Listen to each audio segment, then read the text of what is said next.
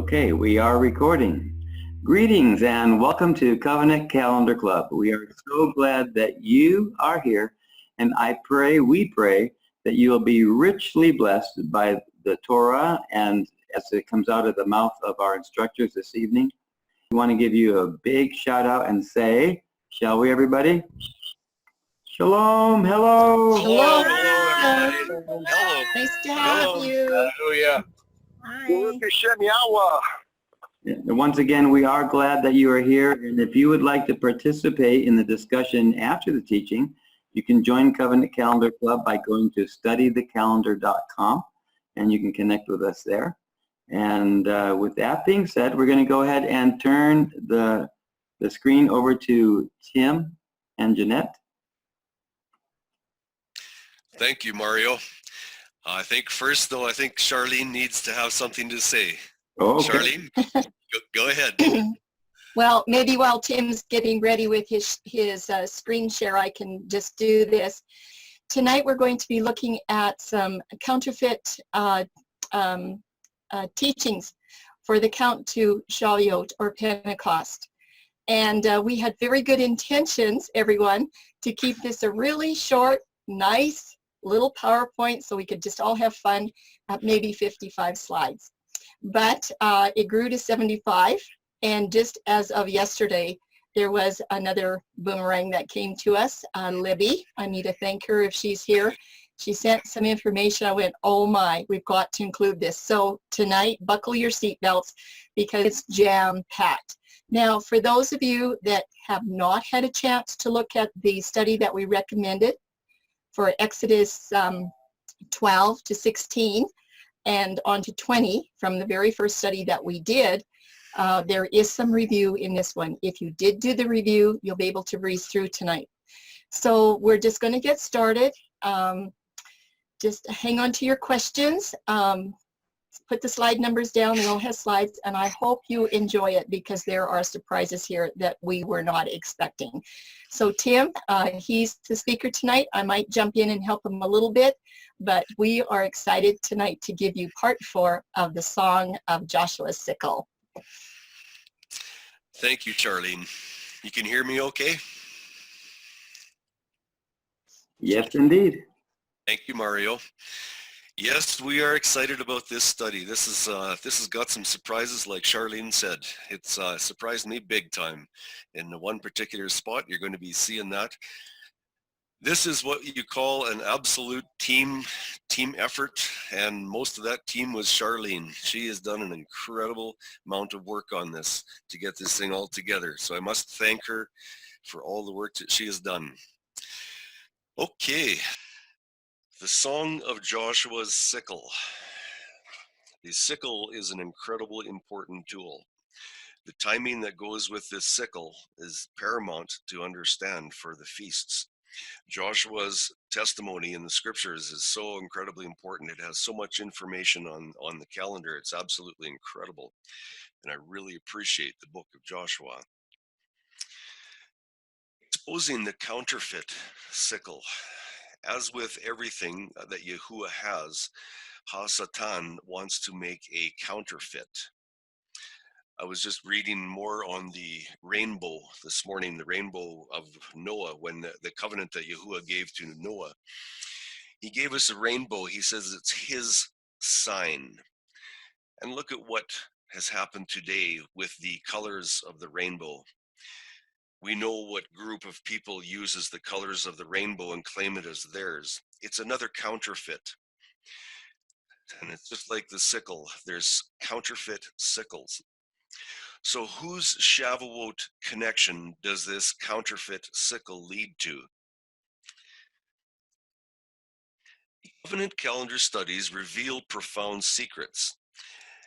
Proverbs 25:2. It is the glory of Yahuwah to conceal a thing, but the honor of kings is to search out a matter. What is the secret to detecting a counterfeit? A truth must be found first. Let's read Mark 4:22 to 23. For there is nothing hid which shall not be manifested, neither was anything kept secret, but that it should come abroad. If any man have ears to hear, let him hear. And I'm just going to repeat that one line. Neither was anything kept secret. And I have heard so many times that we have to go to different books to learn about the calendar because the calendar isn't spoken about much in the scriptures. There's nothing farther from the truth. Yahuwah has told us nothing has been kept in secret. Everything that we need to know in the scriptures is there, including calendar. It's there for those that want to dig in and study hard. Does it take time? Yes, it takes some dedication to dig in. Today's study will reveal some interesting secrets for our ears to hear. Mapping the review discussion topics. If you look in the left-hand column, you'll see review, new review. There's lots of reviews today. These reviews are very, very important. We are setting the stage, if you will, for future studies coming up. These reviews are very pertinent to our topic today. We need to go over these. The first one is going to be a principle of a day and or a date. Two different items, different definitions. Very important to know the differences. The second one, I am hearing some noises on the recording here. New principle of locked and unlocked calendars. If you don't understand the difference between a locked and unlocked calendars, we're going to be looking at that very briefly. The Enoch calendar is a locked calendar. That means that the feast days are all on the exact same day of the year every year. That is a locked calendar. I'm going to have some review on the wheat versus the barley, just a very, very quick review. Joshua versus Enoch on the Omer count. Wheat or barley, very, very profound. Then we're going to look at the lunar Sabbath and the placement of the spring festivals.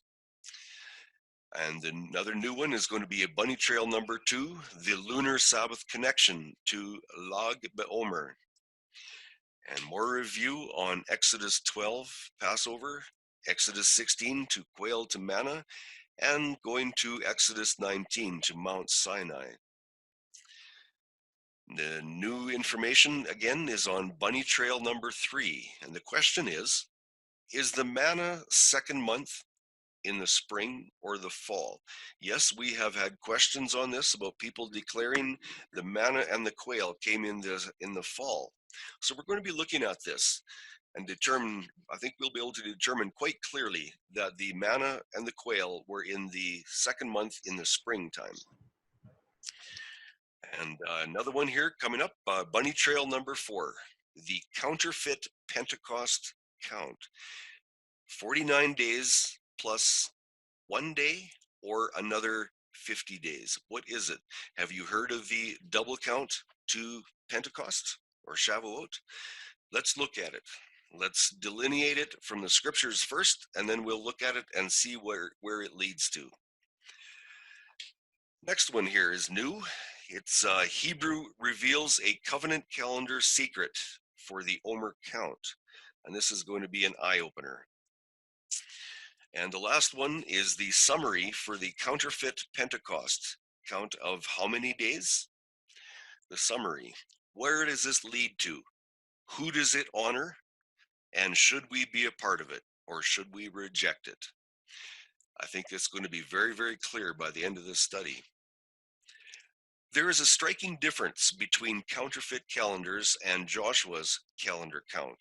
It's the difference between a day and or a date. Again, very different identities.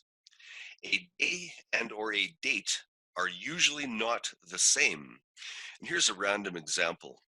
The 15th date of the first month is not always on the 4th day or cycle, like in this example. And I know we don't observe birthdays, but I do thank Yahuwah for another year on that day. But our birthdays are not always on the same cycle of the week. They fluctuate back and forth. And this is the same as in the calendar. The days and the dates fluctuate. A day and or a date for calendar studies is a principle comparable to a lock. This principle will either lock a calendar or it will unlock a calendar. What does that mean? Well, you're going to see. The sickle will harvest the wheat wave sheaf. Only wheat can be ground to fine flour for the altar. Barley was only used in judgment of an adulterous woman. Joshua's Omer count. Here's Joshua's first month. We see that the Passover was on the seventh day Sabbath, and that the wave sheaf on the left side of that first month was on the 15th, on the first day after the seventh day Sabbath. And then we go on to the right, we see Joshua's third month. Shavuot was on the fourth cycle or fourth day of the month, and the first day after the seventh day Sabbath. That is the 50th count of the Omer. Note that number 4 for future reference. And here we see the completed weeks, who commanded that we must have 7 completed weeks for the Omer count. This is what it looks like in Joshua's year that he entered into Canaan. According to the Torah statutes from Leviticus and Deuteronomy, Joshua has fulfilled every requirement. Note, the Torah wave sheaf and Shavuot will fluctuate on different dates of the month. This specific year, it was on the 4th of the 3rd month. Let's look at Enoch's Omer count. Here we see that Enoch has Passover on the 3rd cycle of the week. This is locked on his fixed calendar. Every year he puts Passover on the 3rd cycle of the week. This is not scriptural. We have examples of Passover being on different cycles of the week throughout the scriptures, yet Enoch claims it is always on the 3rd cycle of the week. The little man on the right holding a key, this is key. This is what we need to understand. We need to determine if this is scriptural or not. And our decision should be based on this information. Here we see that Enoch demands the wave sheaf festival on the 26th of the 1st month. I question that. Is that scriptural? I think we know the answer to that. I do not believe it's scriptural. And here's Enoch's 3rd month. The Shavuot of Enoch lands on the 15th of the 3rd month.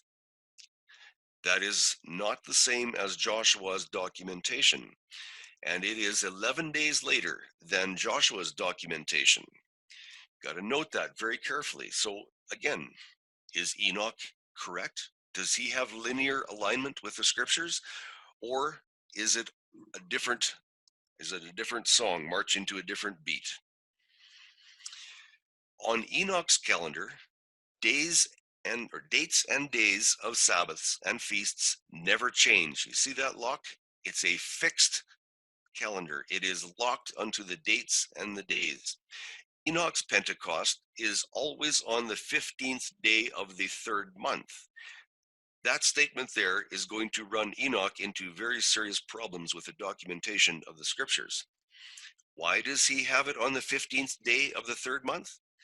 There are 2 very distinct reasons for this. We're not going to look at that in this study, but we are going to expose this very distinct, very clear in some future studies coming up. Let's compare this. Joshua's 1st month, we're going to compare it to a lunar 1st month. Here again, we see that Joshua has Passover on the 7th day Sabbath when he entered into Canaan. That's very, very clear by the documentation. Both calendars correctly place Passover on the 14th day of the month. So you look on that lunar 1st month, and we see Passover is indeed on the 7th day Sabbath.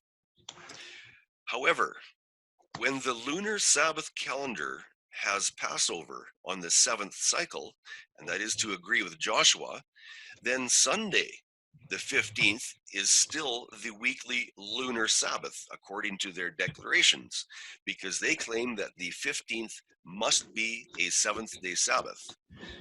I hope that you see a problem here, because it is a very serious problem. I'm having noise coming through with a microphone. This problem of the lunar Sabbath, this one error declares lunar as a counterfeit. Let's look at it again.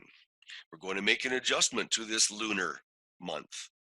Note, both calendars still have Passover on the 14th day of the month. However, on the lunar first month, we see that Passover, the 14th day, is now on a 6th cycle of the week, so that they can have their 15th as a 7th-day Sabbath. The problem is the lunar Sabbath calendar now has Passover on Friday, with the 15th listed as the weekly Sabbath.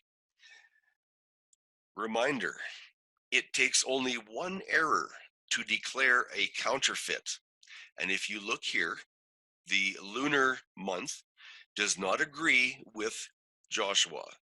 The lunar has the 14th of the first month on a 6th cycle, yet, and that is a fixed calendar, by the way, it cannot change, but yet Joshua has his Passover by documentation and by statute on the 7th-day Sabbath when he entered Canaan. A clear problem here with the lunar-based calendar. Next, we are going on a lunar Sabbath bunny trail, number 2. Does the lunar Sabbath calendar have more errors? Here's some new information with regards to only the spring festivals. Many lunar Sabbath observers do honor the dawn day star truth. Does this prove the whole lunar calendar as true? Very good question. Need to think about that. Unfortunately, the dawn day star truth is combined with a lot of error around the lunar worship statutes, because this lunar Sabbath calendar is tightly locked. Once again, we see that lock. That means the calendar is fixed, it is not movable. It also means that this calendar cannot hold up the statutes of the scriptures. How dangerous can this be? Well, if you want to follow a calendar that breaks the statutes, then there are consequences to take. Is this dangerous? Yes, it has to do with life. The lunar Sabbath calendar is locked to the moon cycles for days and dates. The lunar Sabbath facts for Passover on the 14th. Let's look at this. There is never any allowance for Passover to be on the 4th cycle of the week, unless the 15th is on the 15th cycle, or on the 5th cycle, which is a Thursday.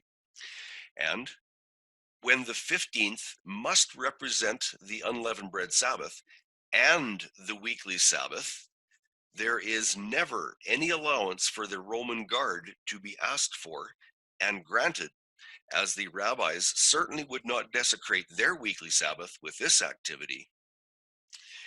Also, there would never be any allowance for the women to purchase and prepare spices according to the gospel records, and specifically reading about that in Mark 16:1. Also, there would never be any allowance for the 3 days and 3 nights of the messianic prophecy to be fulfilled. Are these important to you? They're written in the scriptures and they need to be fulfilled. To me, this is very, very important. So if the lunar Sabbath demands their fixed calendar and they omit these writings from the scriptures, I think it becomes very, very serious. The next unusual lock for the lunar Sabbath calendar.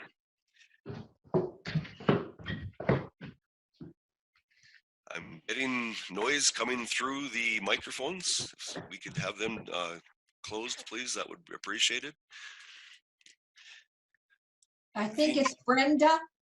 Oh, it's okay. She's done.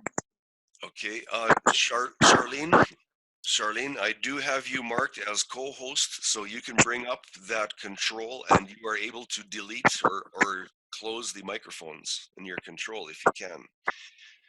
I will. I don't know. You didn't show me how to do that, so we'll just have to have Mario edit it out. So everybody, if you can please remember to keep your mics closed because we are recording today to replace last night's, and we'll just have to edit this part out. Yes. Catherine, mute your mic, please.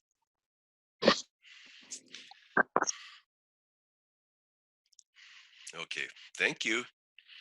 Okay, I'm going to start this one again. The next unusual lock for the lunar Sabbath calendar. For the spring feasts, this in turn also means the 15th lunar date must also house the resurrection day every year. That means the 15th can never be the Wave Sheaf Festival as Joshua observed upon entrance into Canaan. So what does that do with Joshua's testimony? It deletes it. Are we to take away from the word? This is only the beginning of the locked problems. There are more, many, many more. The lunar Sabbath calendar has another locked problem connected to the wave sheaf. When the 15th always houses the unleavened bread Sabbath and the weekly Sabbath, then wave sheaf must be celebrated on the 16th of the first month. In turn, this also means the wave sheaf is forever locked and or married to the 16th, just as many other counterfeit moon month calendars. This now directly links to the death of Rabbi Shimon Bar Yochai on Lag BaOmer. Please note the number on the right in the red box, 33. This is a very, very direct reference to this problem. On the day of Rashbi's death, he revealed the mystical dimension of the Torah known as the Kabbalah, a form of Jewish mysticism. In it is the occult and witchcraft.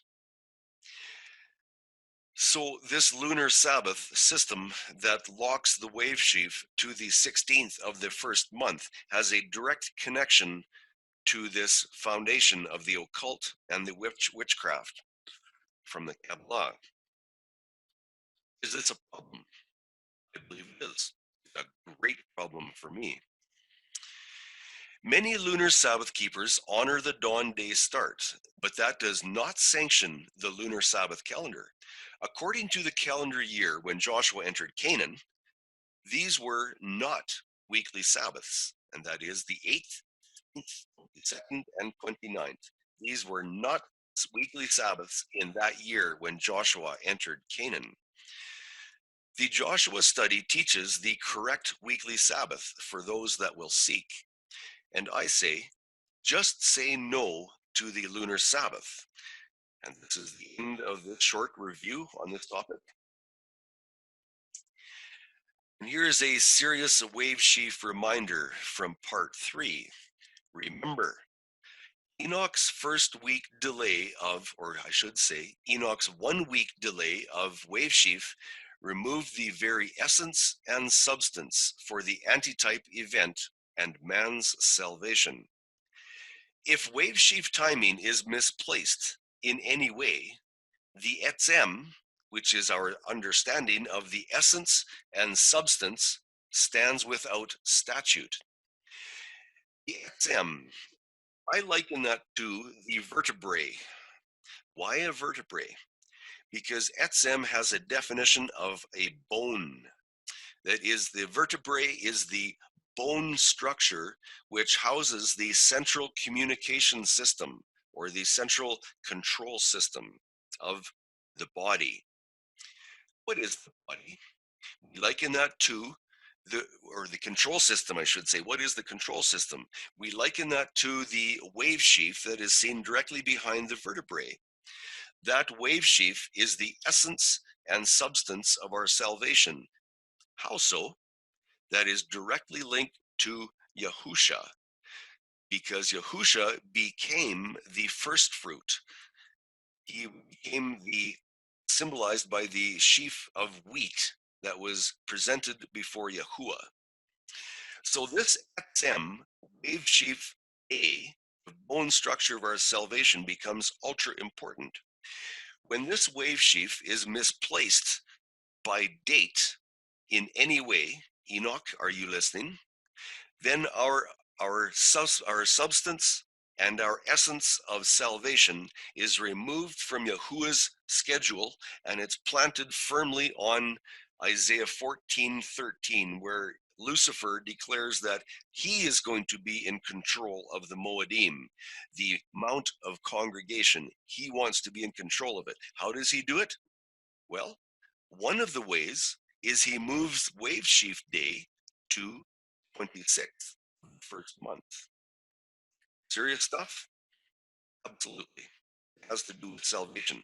When this wave sheaf day is moved, there goes the Moedim. That is the specific date on the calendar when this festival is to be observed. And also with it goes the Chag.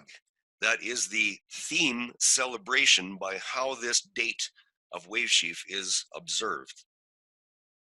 I hope that's understood. Moshe and the Exodus Covenant Calendar Club. Note, there are many details in this study that are necessary to fully understand today's study. The first Passover out of Egypt proves, number one, it proves Abib 1, New Year's Day on the 4th cycle. Number two, it proves the first month, Abib or 14, Passover on the 3rd cycle. It also proves that the Red Sea crossing was on Abib 17 night, Friday night, the 6th cycle. They crossed the Red Sea that night. When did the 7th day Sabbath start? Wasn't there salvation today accomplished at dawn? Was that the preparation night, preparation for the 7th day Sabbath? Didn't they travel all day on the preparation, and then they traveled through the Red Sea all night? Did they need rest on a 7th day Sabbath, which started at dawn? How about the livestock? This livestock needed rest too on the 7th day Sabbath. So when they come out of the Red Sea and their salvation there was finalized at dawn, the salvation today, the next day was a 7th day Sabbath that started at dawn.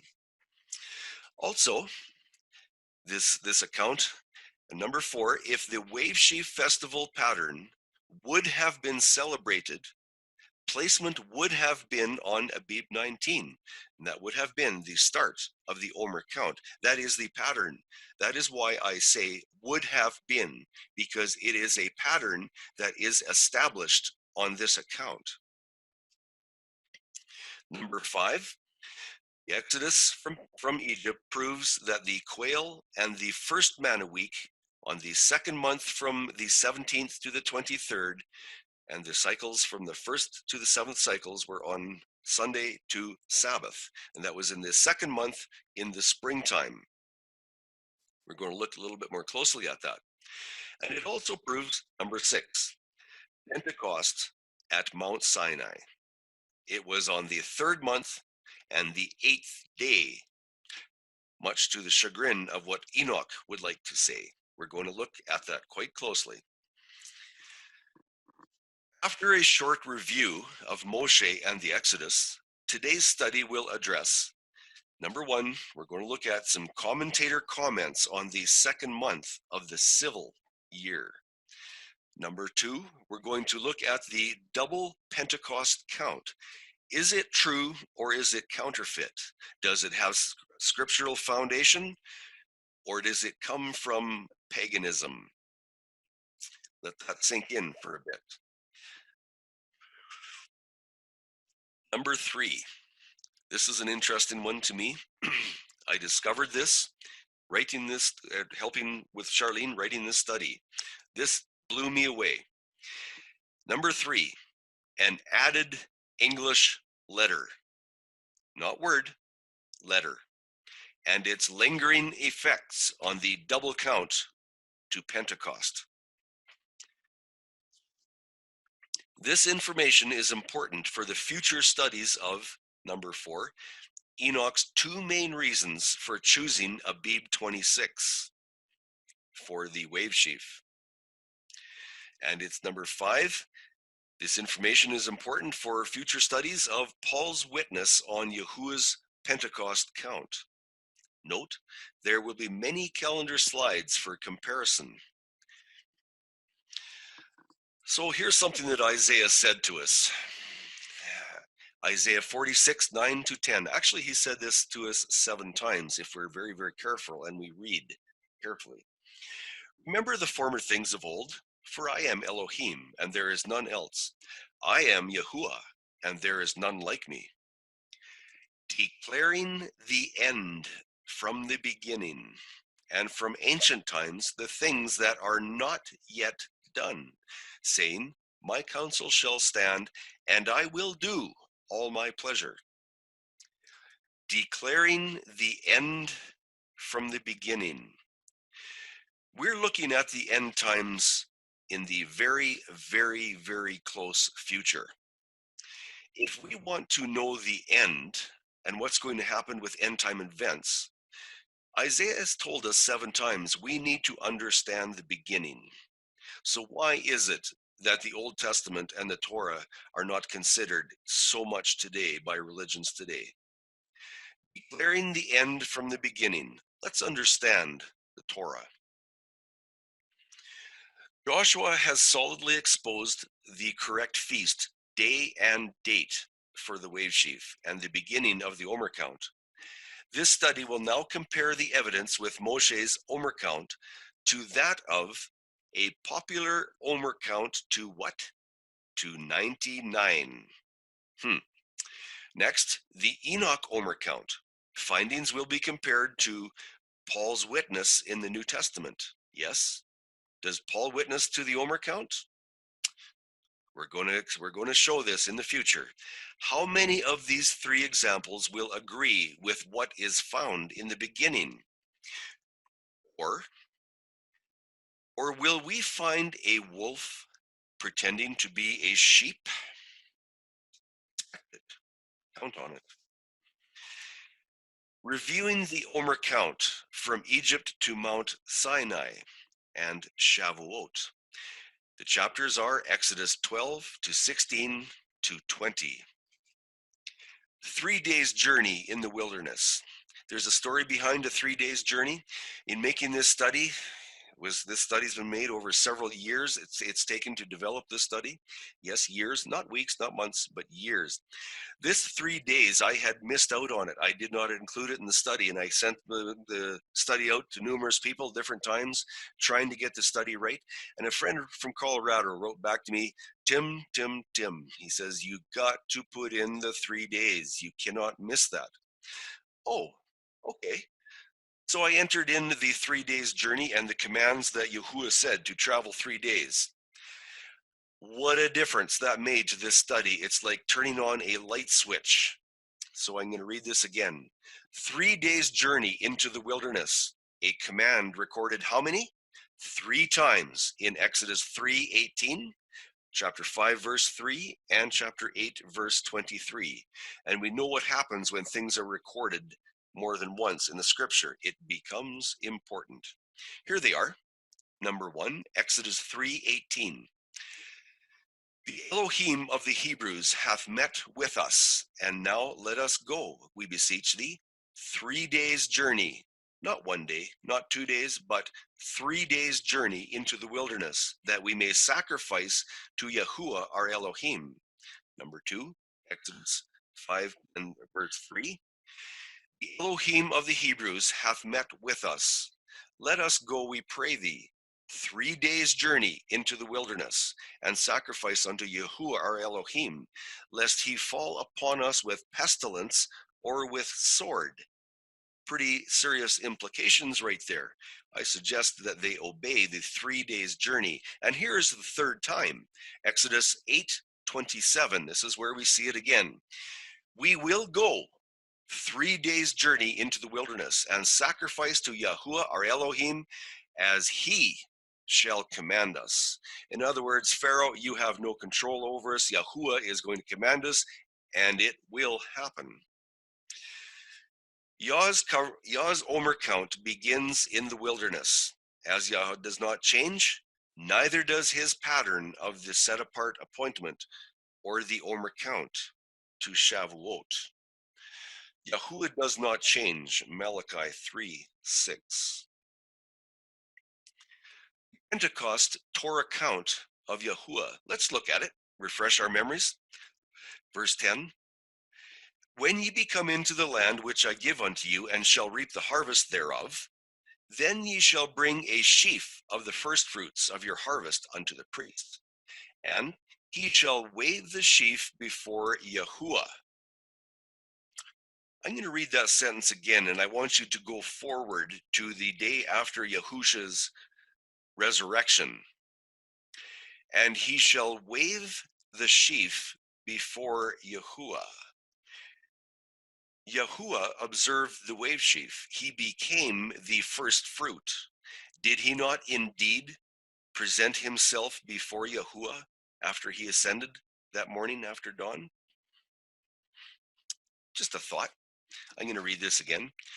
And he shall wave the sheaf before Yahuwah to be accepted for you when?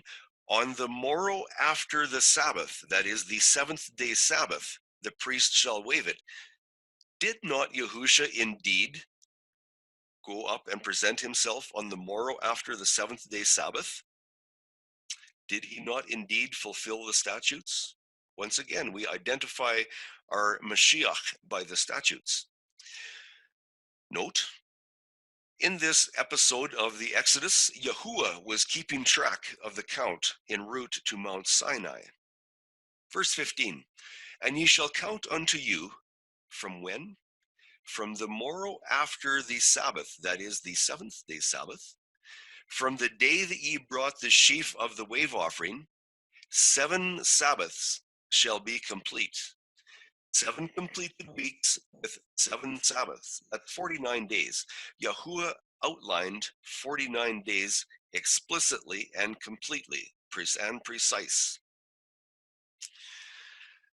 Up to this point, have we been recognizing what is written, or have we been looking over it? The word say, even unto, which means up to this point. We're going to look at this in further in the study. Even unto the morrow after the seventh day Sabbath shall ye number 50 days. Please look at the word days. Please note that there is an emphasis on the letter S. Why is that there? Going to leave that for the moment. The count after the wave sheaf must reach to 50, which is the morrow after the seventh day Sabbath. So let's have a review here. Let's look at this. Going to read the text first, Numbers 33:3. And they departed from Ramses in the first month, on the 15th day of the first month, on the morrow after the Passover.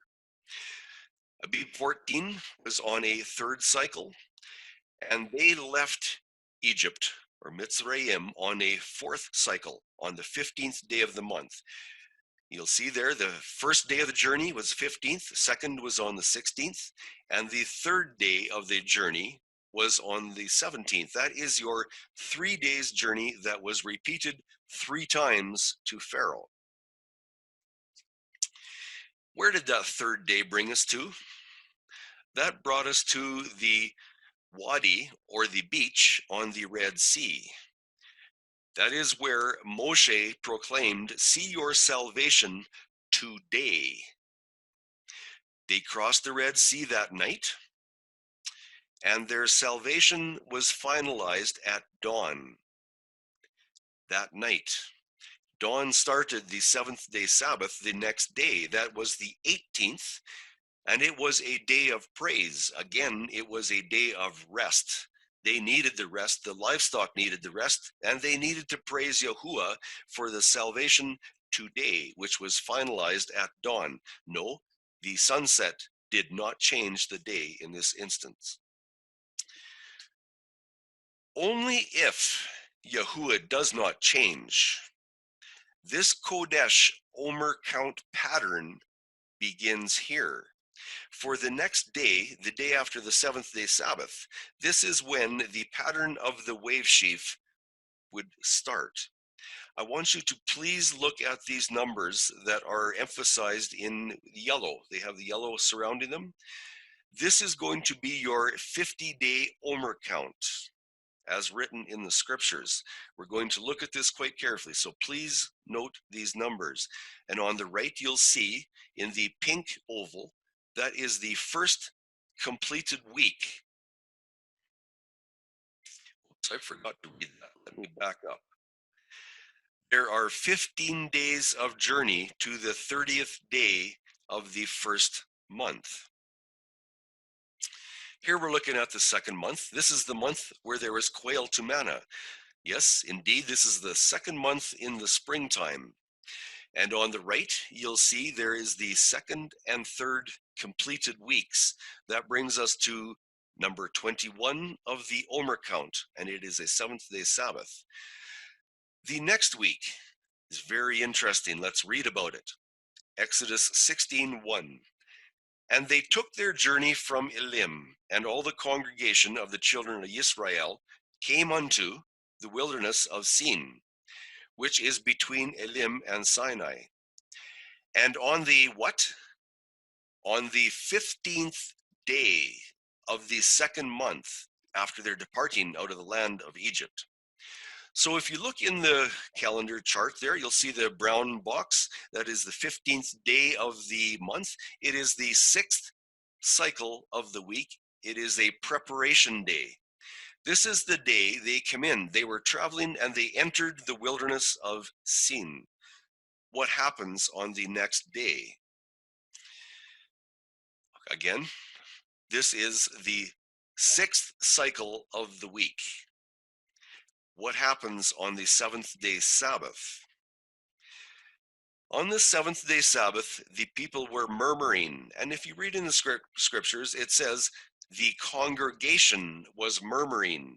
Yes, they were congregating on the seventh day Sabbath. They were not traveling. They were congregating. What were they doing? They were upset with Moshe. They wanted quail. They wanted meat. They were hungry. They wanted the food that they were used to. So Yahuwah says, okay, he says, tonight you're going to have quail.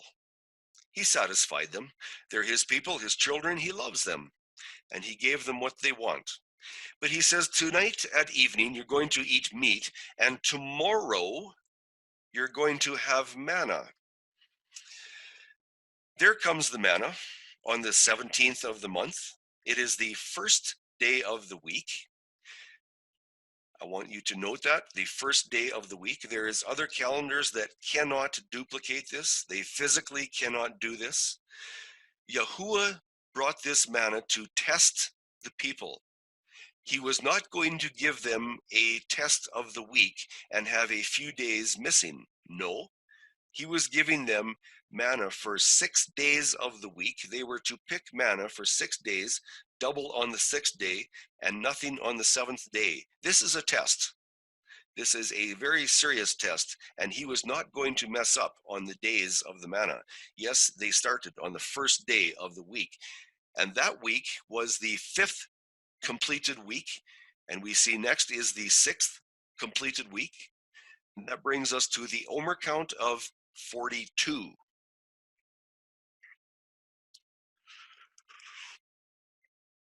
Again, the second month, the quail and the manna. Huge important note for quail and manna. Some claim this quail manna event did not occur in the second month of Yahuwah's festal year of the covenant calendar. This is another fault line that will be addressed at the end of this section. So I want you to note this. Yes, we believe that the quail and the manna come on the second month, but let's look at what we're told that it didn't. Let's look at it. Let's expose it for what it is. Okay, moving to the third month. In context, Yes, I emphasize that for a very explicit reason. Exodus 19:1. In the third month, after the children of Israel had come out of the land of Mitzrayim, on this same day, not date. This is a day of the week. On this same day, they came to the wilderness of Sinai. This same 24-hour cycle of the week as the actual exit from Mitzrayim. The exit occurred on a fourth cycle of the week. And yes, they come into the wilderness of Sinai in the third month on that exact same cycle of the week. Now let's apply this to some charts and see how it fits the scriptures. Will we see this same fourth cycle of the week, or will it be different? Here we are. Which set of calendars demonstrates the same day? On your left, we see that they left Egypt. This is the day of the exit, and it was on the 15th of the month, and it was on the fourth cycle of the week. So when they came into the third month, or came into the wilderness of Sinai on the third month, what cycle of the week was it? It was the same day, or the fourth cycle of the week. Let's look at calendar number 2, because we are told that we must look at the date instead. So we look at the 15th date of the first month, and they left on the 15th date, which indeed is true. And we are told that they came into the wilderness of Sinai on the 15th of the third month. That is a first cycle of the week. There's a difference here. We're going to be looking at this. Is this the truth, or is this a falsehood? We're going to discover this. On the left, this is the same day as in cycles of the week. Midst of the week, the fourth cycle. Calendar number 2 is the same date, different day. So what is it? Is calendar number 1 or calendar number 2 truth? Which one? This requires a decision. We need to be informed, and we need to understand. Otherwise, we could be floundering like a fish on the beach in Yahuwah's feasts. And I say, we say, Charlene and I say, this is the only combination that will satisfy every requirement, read statute, of this calendar puzzle. They did indeed arrive on the same day of the week in the wilderness of Sinai. And there's many other calendars out there. And this documentation must be met by each and every calendar. It is a requirement to uphold the statutes of the scriptures. Covenant Calendar does this for you. It does it clearly in brilliant colors. Israel indeed entered the wilderness of Sinai on the same fourth cycle of the week as they left Mitzrayim, the same day. It was not the same date of the month, specifically the 15th. Again, looking at the third month, Exodus 19:1. In the third month, after the children of Israel had come out of the land of Egypt, on this day, they came to the wilderness of Sinai. Note again, they left Mitzrayim on a fourth cycle, and they entered the wilderness of Sinai on a fourth cycle. Yes, I'm repeating this because it needs to be understood. Let's look at the next one here. Entering the wilderness of Sinai and camping at the foot of Mount Sinai are two different days, two different events on two different 24-hour periods. Note the past tense in verse 2, Exodus 19, verse 2.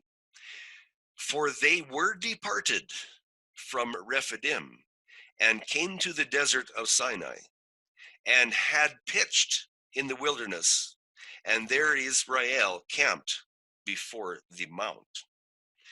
Two different events, 2 different days of the week. On the 5th cycle of the month, they camped before Mount Sinai. Moses makes a trip up the mount, then delivers Yah's message to the people. And if you look on the 5th cycle of the week, you will see trip number 2. There's the arrow. Moses goes up. What happens? He talks to Yahuwah. Yahuwah gives him a proposal that the Hebrew nation should come into covenant with him, and he would be their Elohim.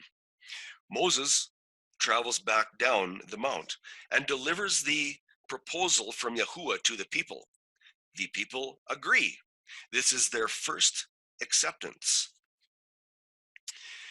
So what then happens after the first acceptance? And Yahuwah said, if we look on day 6, you'll see the arrow goes back up.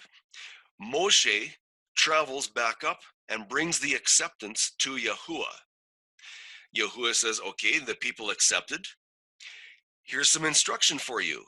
Remember, this is day 48 of the Omer count. Please note this, day 48. Yahuwah says to Moshe, and I read the verse below, and Yahuwah said to Moshe, go to the people and set them apart today and tomorrow, which is the 7th day Sabbath, and they shall wash their garments and shall be prepared. By when? By the 3rd day. So if we look on the chart, the calendar there, we see in the colored ovals, there's day 1 and there's day 2. They were to cleanse themselves on day 1. They were to wash their clothes, literally, get the dirt off of them on the first day. So what were they to cleanse on the Sabbath day? They were to cleanse their minds. They were to remove the wickedness of their minds from them. They were to be prepared psychologically also for Yahuwah on day 3. This second day is day 49. This is your end of the 7th week. It is the culmination of 7 Sabbaths. So this is 7 times 7, 49 days of the Omer count. Let's look at the 3rd day. Read on the verse below. For the 3rd day, Yahuwah shall come down upon Mount Sinai before the eyes of all the people. Here is your 3rd day that Yahuwah said he was coming down on the mount. This is the 50th day of the Omer count. It is Shavuot. Yahuwah came down on the mount here in front of all the people on the 3rd day. Please remember this 3rd day, because we're going to be looking at the double count to Shavuot. And I'm going to be questioning what happened on this 3rd day. Not only that, I'm going to be questioning what happened on the 1st and the 2nd day. Did these events actually take place? Just a thought. How can this 8th day be proven to be Yahuwah's Shavuot? Answer: it links back to Torah's wave sheaf according to Yahuwah's Omer count. And remember, that wave sheaf is spoken with the word etzem, that is the bone foundation of an essence of our salvation. So this 3rd day becomes ultra important. You all know that. Here is the Torah commands for the Omer count from wave sheaf, the 1st month, to Shavuot, the 3rd month. Let's look at this and refresh our memories.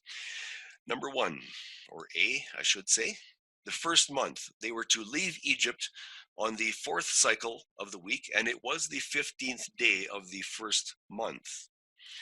B, they were to enter the wilderness of Sin on the second month, and it was to be the 15th day of the month. That has to be the 15th day of the month by documentation. And the quail were sent on the day after, which is the Sabbath. It was sent in the evening, and that was the 16th day of the second month. And the manna came the next morning after the quail, and that was the first day of the week, and it was the 17th of the month, the second month. I'm calling out other calendars. Can you meet these declarations, this documentation in the scriptures? Can these other calendars meet this and uphold it precisely?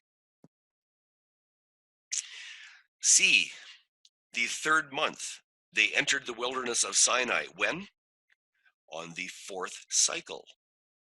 And the Omer count was number 46. Another thing that other calendars must meet or be thrown in the round file. If they can't uphold these points, then they do not have a calendar. And I tell you that covenant calendar upholds these statutes perfectly. Point number D, or letter D, 50th Omer count and Shavuot, and that is on the first day of the week, on the 8th day of the month. This must be met by documentation and by statute. So look on the left here. The calendar on the left.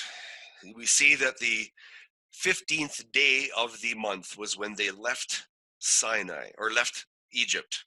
And they entered the wilderness of Sinai on the fourth day of the month, on the fourth cycle of the week. But yet, if we go into that box, that red box, we see a number 57.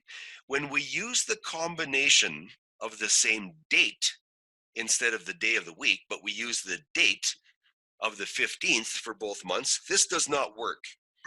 When we see people use the 15th date, they come to the 57th for an Omer count. Yahuwah does not request 57 days. He said 7 sevens and 1. That brings us to 50, not 57.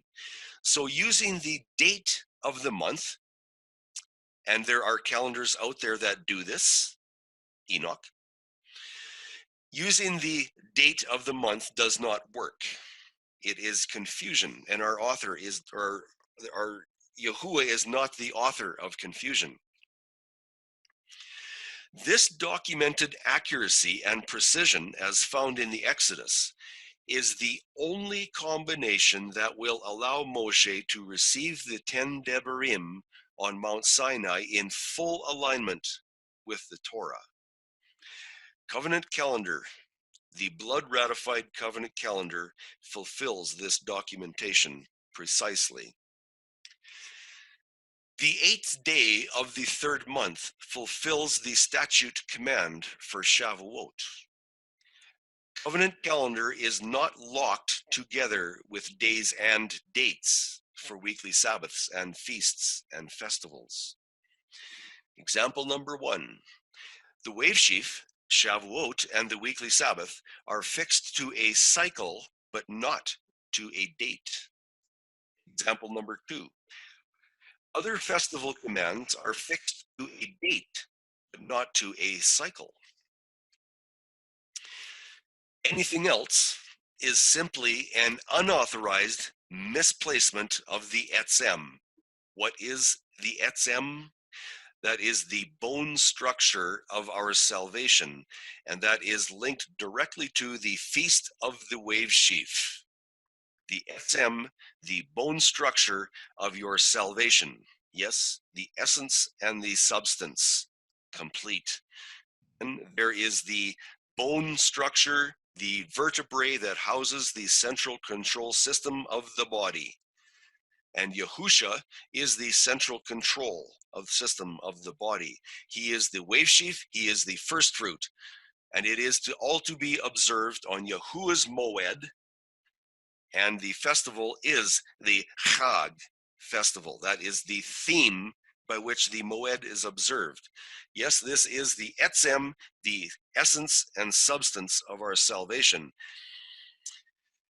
A misplacement, Enoch, includes any wave sheaf celebration married to Abib 16 on locked calendars. I said Enoch there, but this Enoch does it on Abib 26. This one is referencing a different system to Abib 16, which goes to a rabbi that we saw, that we introduced the Kabbalah. Back to the quail and manna of the second month. Here's bunny trail number 3. The Exodus, chapters 12, 16 to 20, Torah witnesses demonstrate beyond a shadow of any doubt that the quail manna event was in the second month of Yahuwah's festal calendar. What does Exodus 16 have to do with the flood account? And what shall be done about comments like these next ones? Yes, Exodus 16 does have a direct connection to the flood account. But we're going to be looking at some comments by Bible commentaries. Let's examine them very, very carefully. Let's read the scriptures first. Genesis 7:11. In the 600th year of Noah's life, in the second month, the 17th day of the month, fairly explicit with precision, the 17th day of the month, the same day were all the fountains of the great deep broken up, and the windows of heaven were opened. And the waters returned from off the earth continually. And note this, please, and after the end of the 150 days, the waters were abated. That's what's written in the scriptures. That's what's written in the original Hebrew manuscripts. I'm going to read that again. And after the end of the 150 days, the waters were abated. Genesis 8:4. And the ark rested in the 7th month, on the 17th day of the month, on the mountains of Ararat. Here comes a commentary. Adam Clark's commentary, the second month. The first month was Tishri. Okay. Which answers to the latter half of September and first half of October. And the second was March Shavan, which answers to part of October and part of November. After the deliverance from Egypt, the beginning of the year was changed. I read that again. The beginning of the year was changed from March Shavan to Nisan, which answers to a part of our March and April. But it is not likely that this reckoning was obtained before the flood. Where is Clark's documentation to determine the flood account is on this civil calendar? The first month of the fall was changed to the first month in the spring at the Exodus, almost 1,000 years after the flood. Was there absolutely no provision for a festal calendar until 1500 BC? I believe I see provision for a festal calendar very early, long before 1500 BC, but we are told there was a change.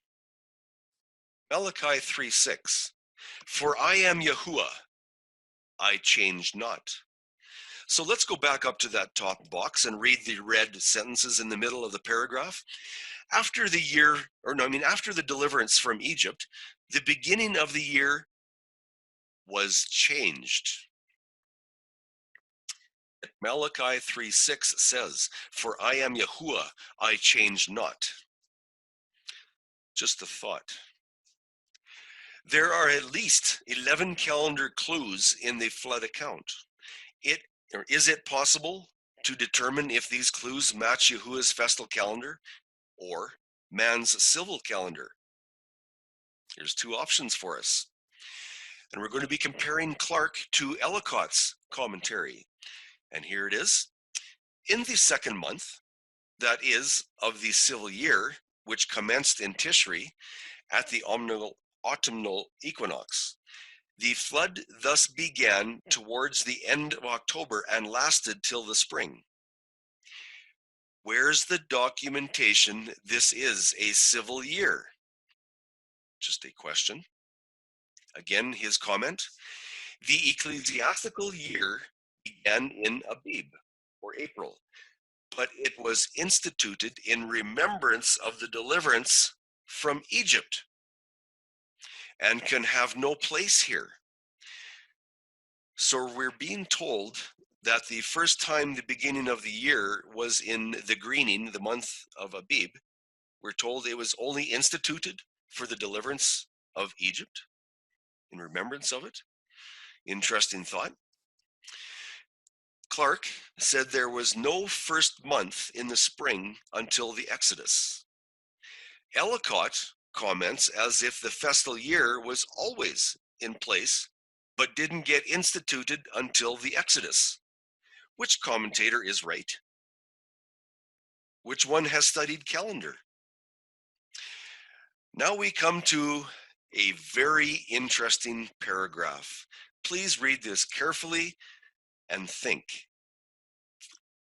The year was evidently a lunar year of 360 days. Do you see the question mark? Why? Because a lunar year cannot accomplish 360-day year. It cannot physically do that. It is an impossibility. But yet this man says the year was evidently, as if it's very easy to understand, the year was evidently the lunar year of 360 days. Okay, let's continue. For the waters to prevail for 150 days. Genesis 7:24, that is truth. And then abate for 150 days. But I thought it said after the 150 days the waters abated. But this man says, and then abate for 150 days, as if there is a second 150 days. And he said he wants us to look at Genesis 8:3. Continuing on with his quote.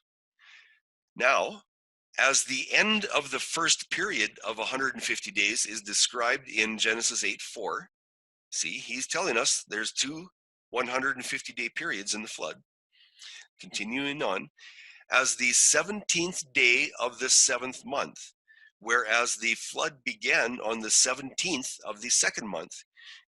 And note these words, it is plain, in other words, it's very easy to understand this, that the 150 days form 5 months of 30 days each.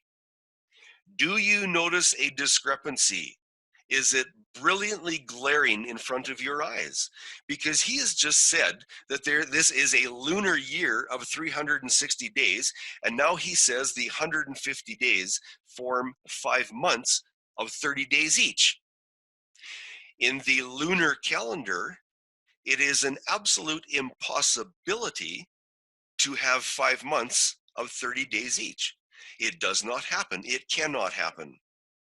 But yet this man tells us it's so, and he declares it is plain. I ask you, has he studied calendar? How can he comment on this if he has not studied it? Where did that second set of 150 days come from? Again, notice the year is allotted 360 days, but it is called a lunar year. This eliminates any credibility whatsoever in this quote. Continuing on with his commentary on Exodus 12:2, the beginning of months, hitherto the Hebrews had commenced the year with Tishri, at or near the autumnal equinox. In thus doing, they followed neither the Egyptian nor the Babylonian custom. The Egyptians began the year in June with the first rise of the Nile, the Babylonians in Nisanu at the vernal equinox. It was this month which was now made, by God's command, the first month of the Hebrew year, but as yet it had not the name Nisan. It was called Abib, the month of greenness. How does Exodus 12 or 23:16 document the fall equinox time frame is the beginning of the year, when it says the Feast of Ingathering is at the end of the year? Contradiction in terms here? I think so. Henceforth, the Hebrews had 2 years, a civil year and a sacred one. I can agree with that. The civil year began with Tishri in the autumn at the close of the harvest. The sacred year began with Abib, called afterwards Nisan, 6 months earlier. It followed that the first civil year was the 7th sacred month, and vice versa. This comment of Ellicott's does contain an element of truth. What you just read, are you amazed? Does this shock you at all when you pick up a Bible commentator's book that has been published and read it, and it doesn't make any sense whatsoever according to the documentation in the scriptures? Does this surprise you? Should we be amazed? Are you amazed at how some of the most popular commentators actually believe the second month was in the fall in Genesis 7:11? Are you amazed? Why would they believe such, except they are following a Judaic civil calendar? Do you think they were consulting Judaism and the Talmud? Or is there another reason? Would this have anything to do with taking away the key of knowledge and understanding? I'm going to reread that. Would this have anything to do with taking away the Tekufa, thus removing our understanding of Yahuwah's Moedim? Is that the key of knowledge, the Tekufa? That's my thought. The Exodus account is only one witness. Is there a second witness that will remove all doubt?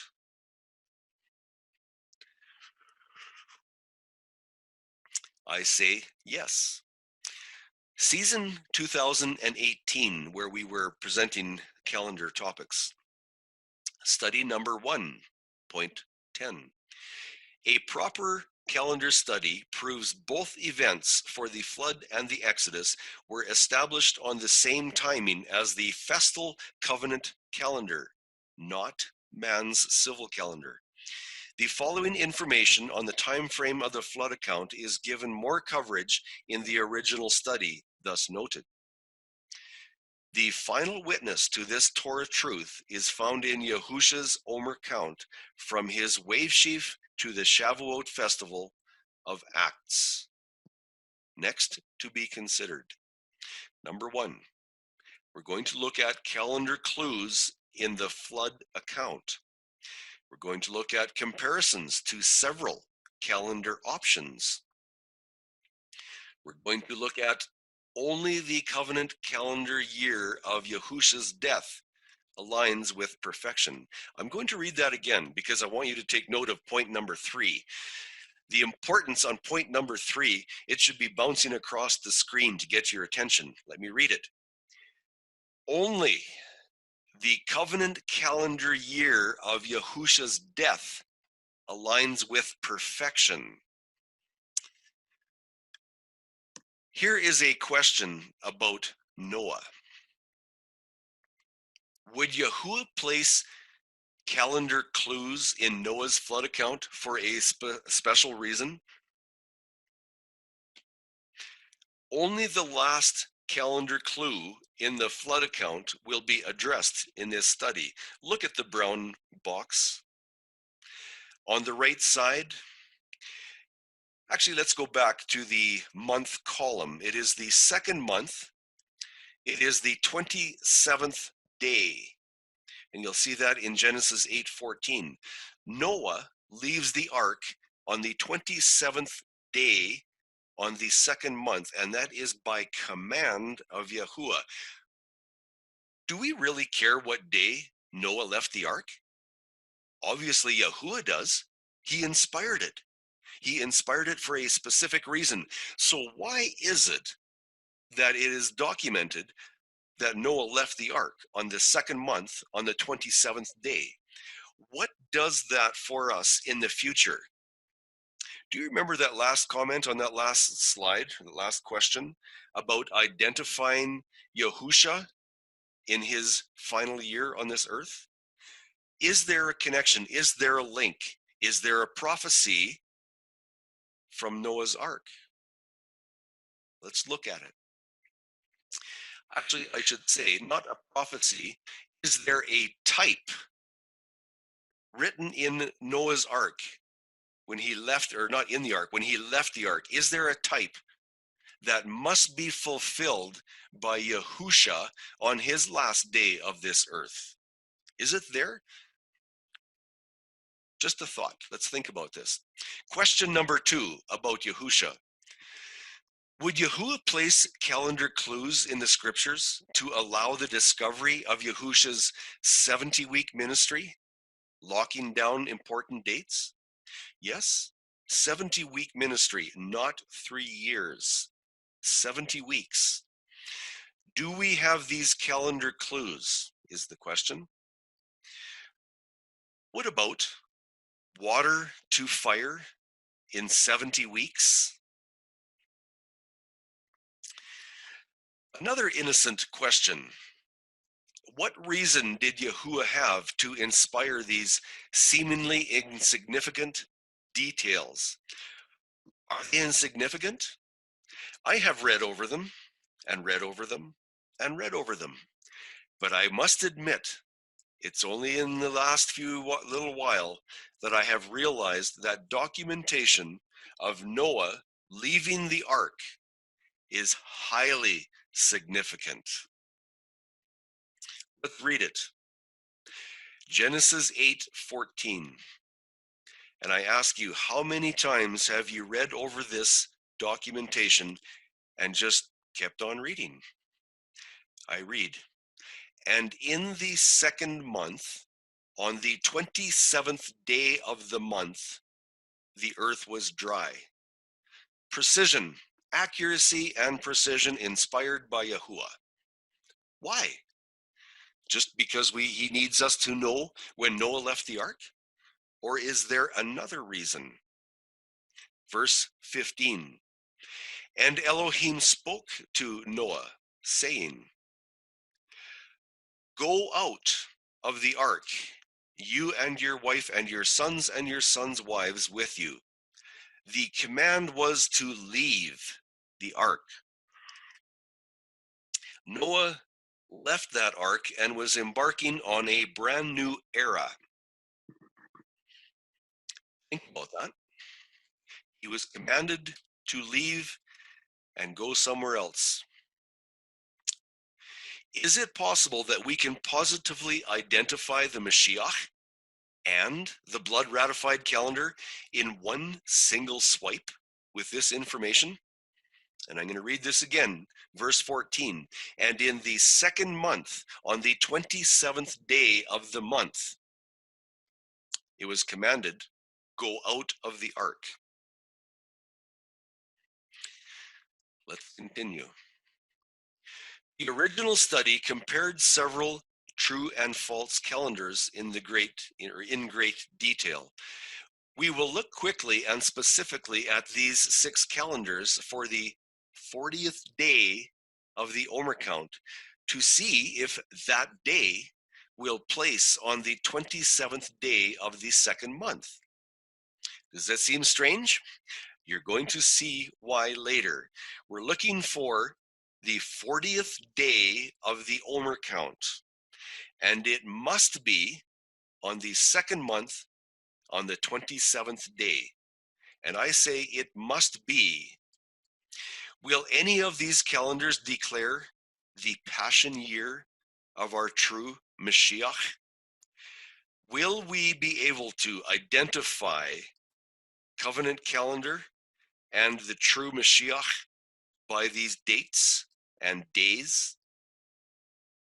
The 40th day of the Omer count, that's what we're looking for, and the second month, the 27th day. Let's go. Here is the lunar solar calendar and the Friday Passover. We are looking for the 27th day of the second month. By the way, this is a false calendar because it is a lunar solar calendar. But let's look at it. There's that box in the yellow outline. There's an X in it. That's the 27th. We're looking for that. But the Omer count is 42. That's not correct. We're not looking for that. The 40th day of the Omer count is not on the second month, the 27th day. So this calendar does nothing for us. And of course, it's a lunar calendar, so it does nothing for us either. But let's continue. Here is the lunar solar calendar again, but this time it is the Wednesday Passover. Remember, Yahusha was crucified on the fourth cycle of the week. So let's look at it. The 27th day of the second month on this false calendar. Where is the Omer count, 40? It's in the green box on the left where it says 25 to the 40th. So right now, the 27th of the second month does not have the 40th Omer count. It is the 42nd of the Omer count. Once again, we have a false calendar, or a false calendar, and this calendar does not identify with Noah's documentation nor with Yahusha's final year. So we discard this calendar.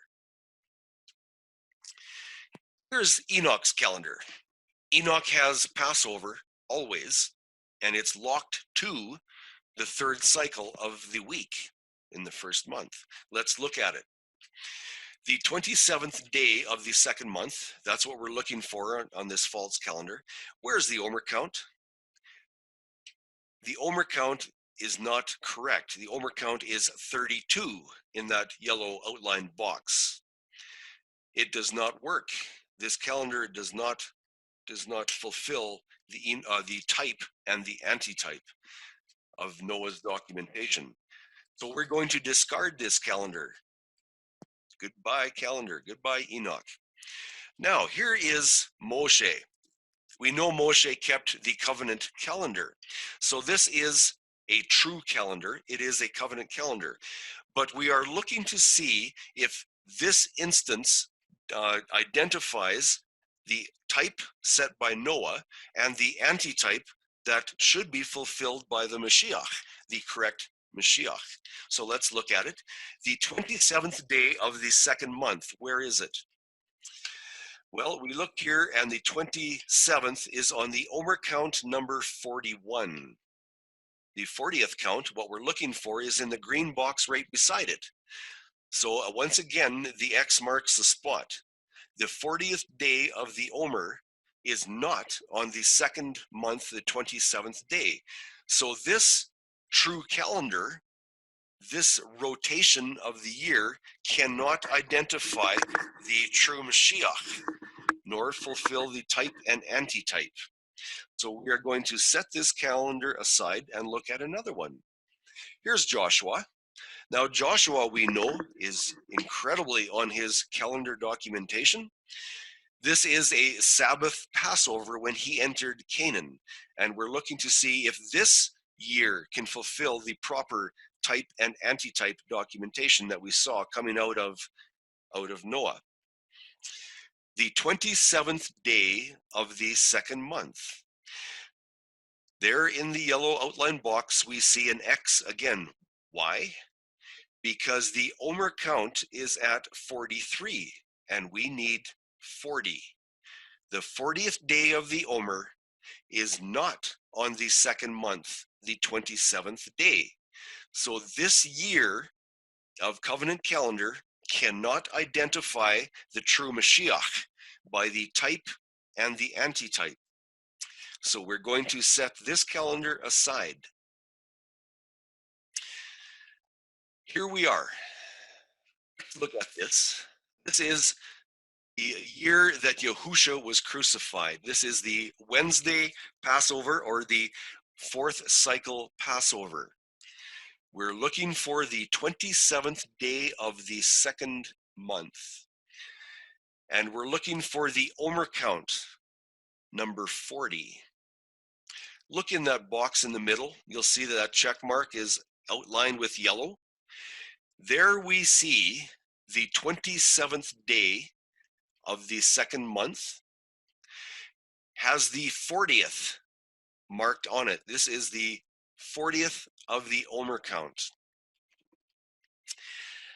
Let's read the box below. Yahusha's Passover this year is the only calendar where the 40th day of the Omer count links to the second month, the 27th day. And this is pinpointing the one true Mashiach. Why? We'll get into that in a bit.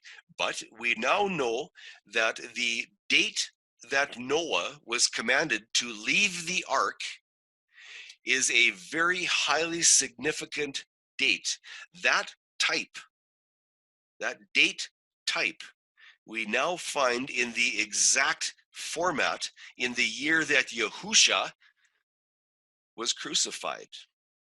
Type and antitype, let's look at it.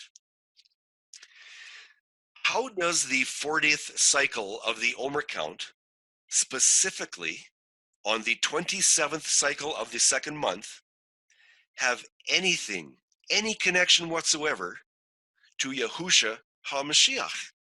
Where is the connection? Why? What are we getting at here? Look at this again. This is the year of the crucifixion. Read on the box on the right.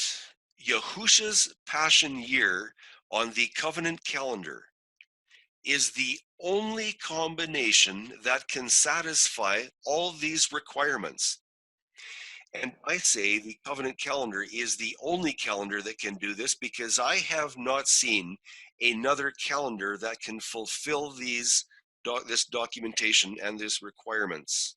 I have not seen any other calendar even come remotely close. So let's look at the covenant calendar fulfillments here. Number one, covenant calendar fulfills the fourth cycle cross. Covenant calendar fulfills 3 days and 3 nights. Covenant calendar upholds the Sabbath resurrection. Covenant calendar has the first cycle wave sheaf, and attention here, please. Covenant calendar houses the 40th day of the Omer count on the 27th day of the second month. Please read this carefully. This is the day of Yahusha's second ascension. Noah was commanded to leave the ark, go to a different, or start a different era, a new beginning. That is the type. And on this very day, the exact same day, the exact same year format, Yahusha left this earth to start a new era of our salvation. Is there a direct link? Is there a connection? Is it possible that we can identify Yahusha through this type and antitype situation from Noah to this day of the ascension? Why is the placement of this 40th day so important? Or is it a secret? But I thought we read in the scriptures that nothing has been read, or nothing has been written in secret. It will be revealed. What's so special about the 27th day of the second month in Yahusha's second year? It is no secret. Yahusha left the earth on this exact day. Did he fulfill the antitype Let me read here. Acts 1, 9 to 11. While they beheld, he was taken up, and a cloud received him out of their sight. And while they looked steadfastly toward heaven as he went up, behold, two men stood by them in white apparel, which also said, Ye men of Galilee. Notice that, of Galilee. Why stand ye gazing up into heaven? This same Yahusha, which is taken up from you into heaven, shall so come in like manner as ye have seen him go into heaven. Yes, Yahusha ascended on this exact same day as the day that Noah was commanded to leave the ark. Does that give us any reason to understand why the documentation of Noah was so precise when he was just commanded to leave the ark? Yahuwah's timing is absolutely impeccable beyond our comprehension. This is the day Noah left the ark, and I'm going to read it. Genesis 8, 14 to 16. And in the second month, on the 27th day of the month, was the earth dried. And Yahuwah spoke to Noah, saying, Go forth of the ark. There is your type. Yahusha left the earth. This is your antitype on the year of their crucifixion that identifies with accuracy, identifies the authentic Mashiach, the one that we should walk in his footsteps. When Noah exited the ark, it was the type pattern. This Kodesh pattern was to be fulfilled by Yahusha in the antitype.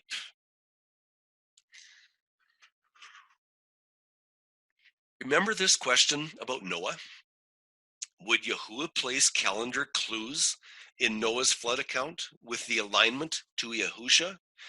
And would that happen 2,300 years before the cross? I think Charlene has a comment that she would like to make here. Charlene, I'd like to invite you to open up your mic and have some comments for us. Yes, the timeline of 2,300 years is one that really catches our attention, because in Daniel 8:14 it talks about after 2,300 years, it says, then the sanctuary will be cleansed. Well, when we kind of take a look at this, and this is in generalities, the flood happened approximately 2,300 years before the cross, and that was a cleansing of the earth at that time. We know at the cross it was a cleansing with blood, but there is another set of 2,300, pretty close, in the scattering of the northern tribes of Israel by Assyria around 721 BC.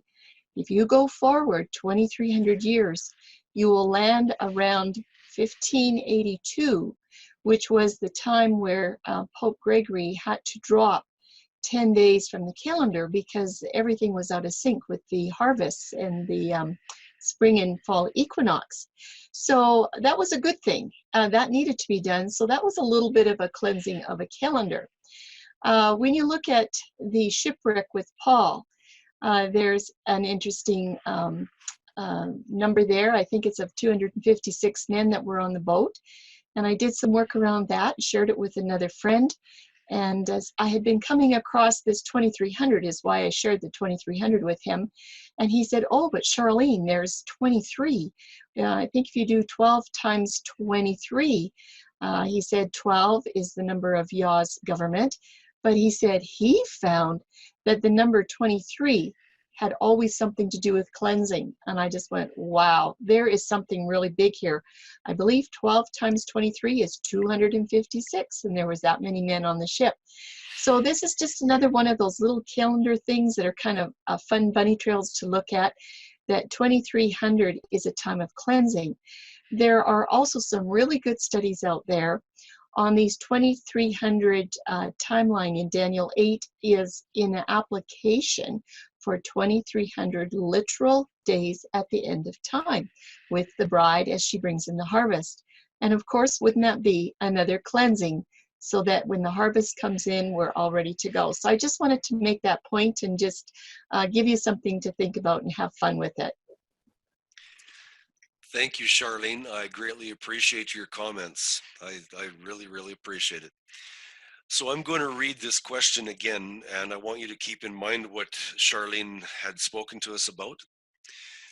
Would Yahuwah place calendar clues in Noah's flood account with alignment to Yahusha? Go down to the bottom in that brown box again. On the second month, on the 27th day, Noah left the ark, and that aligns directly with Yahusha's ascension. Pretty clear to me that Yahusha fulfilled the antitype. Do these clues solve the time frame for the flood and the Exodus being in the spring of the year? I believe it makes it pretty solid that the flood and the Exodus were in the spring of the year, contrary to what some commentators say. What is the verdict on the Bible commentators? Every Bible commentator has to be aligned with the Torah for any calendar time frames. However, due to the strong influence of Judah's counterfeit calendars and a reputation that they are not worthy to have, many put their faith and trust in a variety of commentators. Also remember, the covenant calendar of the Gospels and Yahusha's ministry must align with the Torah. Covenant calendar will continue to detect and reveal counterfeit teachings. And I believe it does that very, very well. The truths keep coming and keep coming. It just never ceases to astound me what we find with the covenant calendar. And the accuracy is just, it blows me away. So what is the conclusion? The Manna Week is indeed found in the second month of the festal calendar. There is no doubt. This is the end of this bunny trail. Now we're going to go to a very interesting topic. Next up, a comparison to an alternate Omer count recognized as correct by some feast keepers who are looking for a wheat harvest. Are you ready to go on a bunny trail to examine another counterfeit Pentecost count? And I think this bunny picture there should be a jackrabbit, because this is a big trail, a very, very serious one, and it takes off in a long shot. Let's look at it. Is it counterfeit or is this scriptural? Bunny trail number 4. Counterfeit count for Pentecost exposed.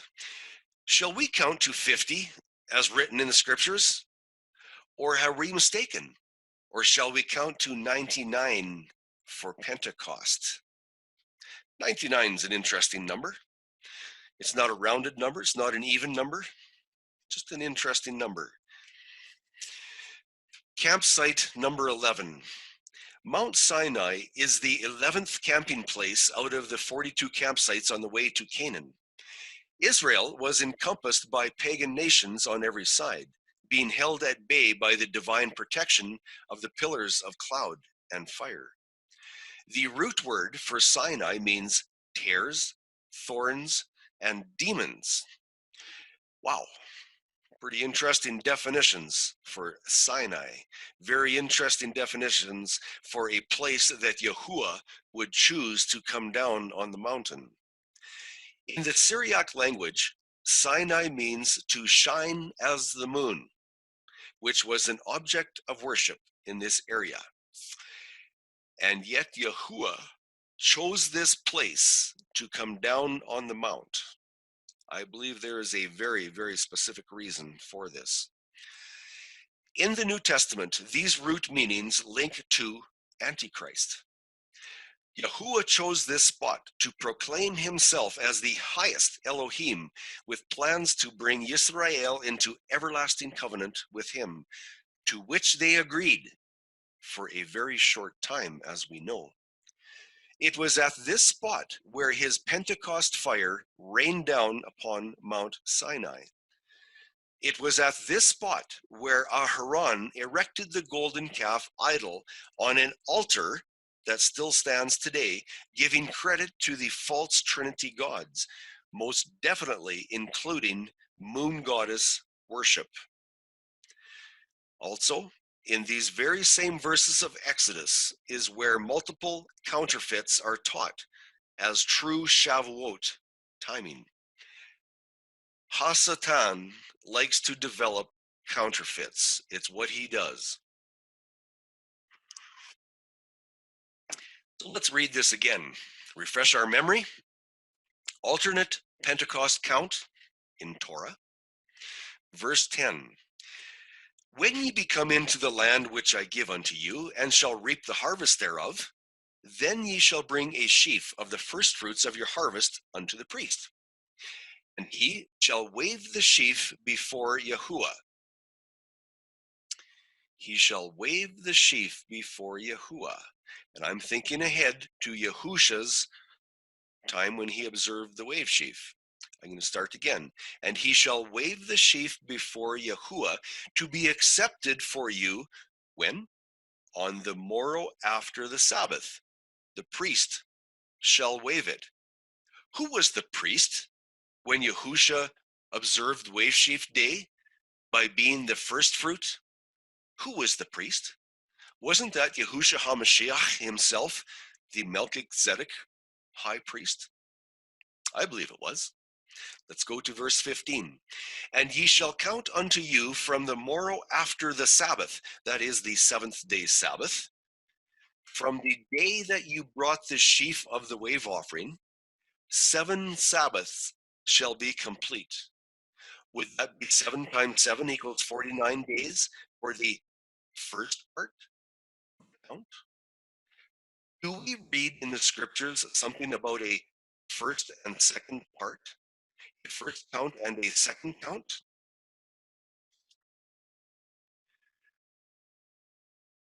Even unto the morrow after the 7th Sabbath, the 49th day, shall ye number 50 days.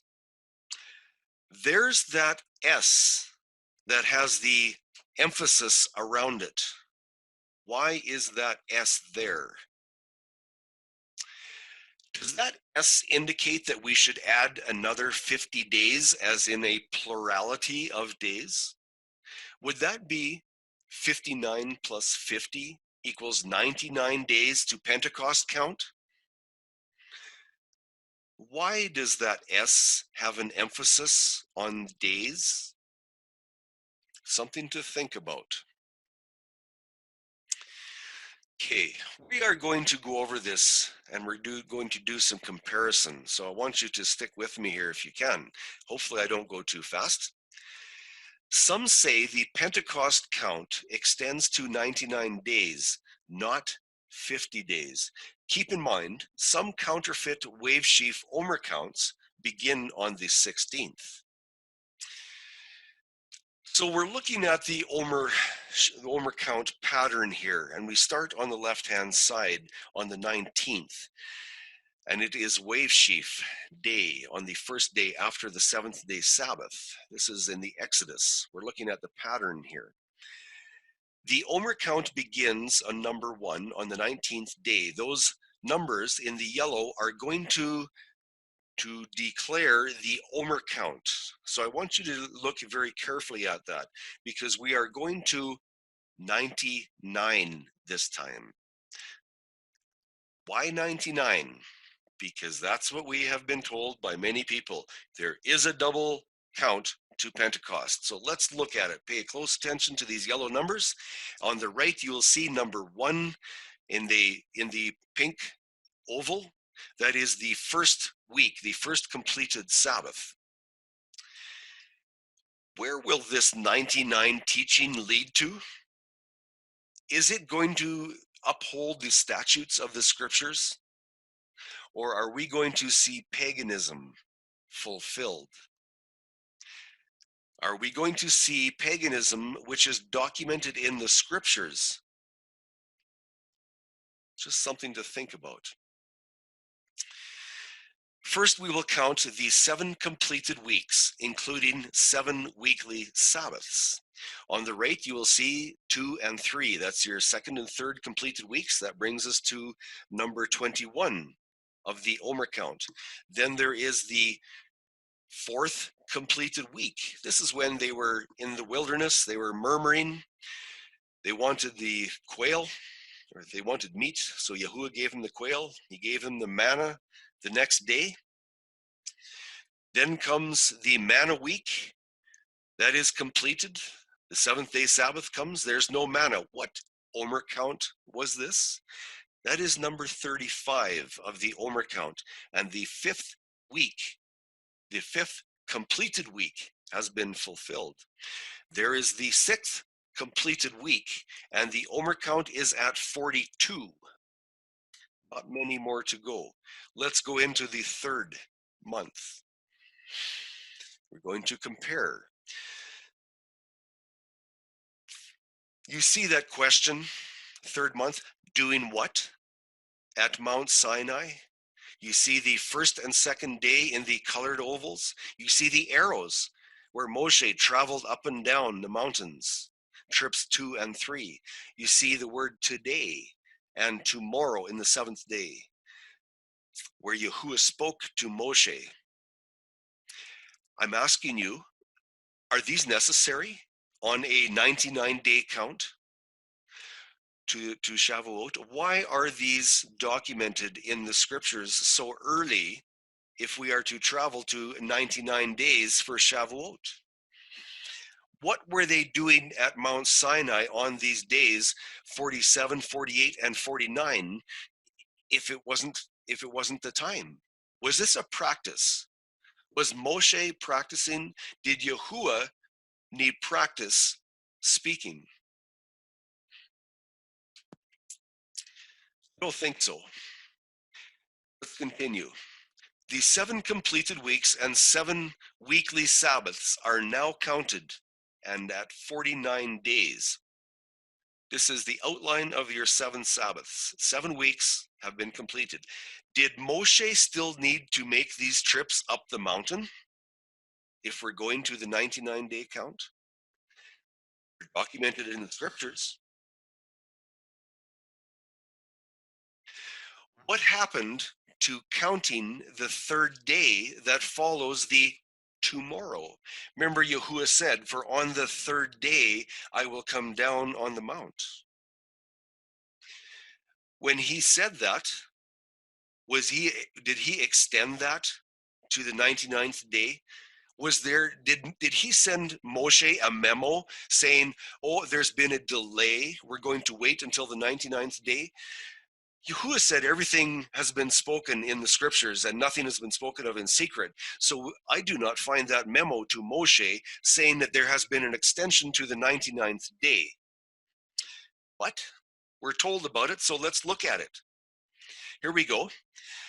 Note the yellow emphasized numbers. These are the days to the 99 count. On the right, we say 56 days, 63 days, 70 days, and in the middle we see 72 days to the Omer count, to the 99 count. This comes on about, and very approximate, June 18. This is just so we have an idea basically of where it's at. So it's the 30th day of the month, and it's the 72nd count to the 99 Omer count. Here we are in the 4th month, approximately, again, June 19 to July 19th. We are now at 72 days, and we're still counting to the 99th day. You will notice the numbers of the Omer count are now colored in red with the yellow emphasis.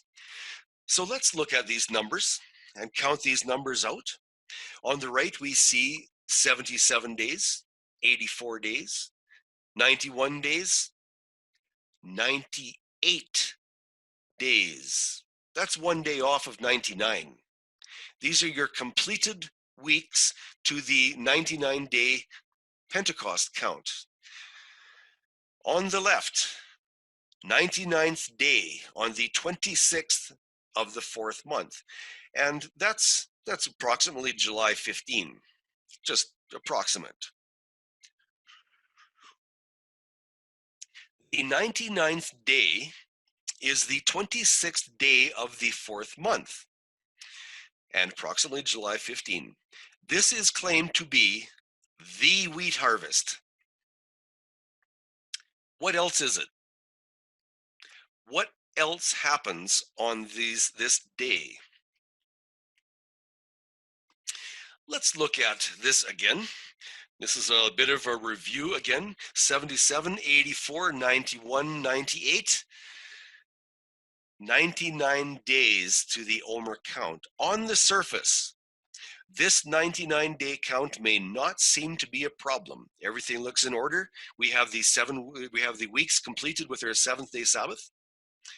However, next we will overlay the events of Moshe from Exodus 24 and Exodus 32 to see what happens.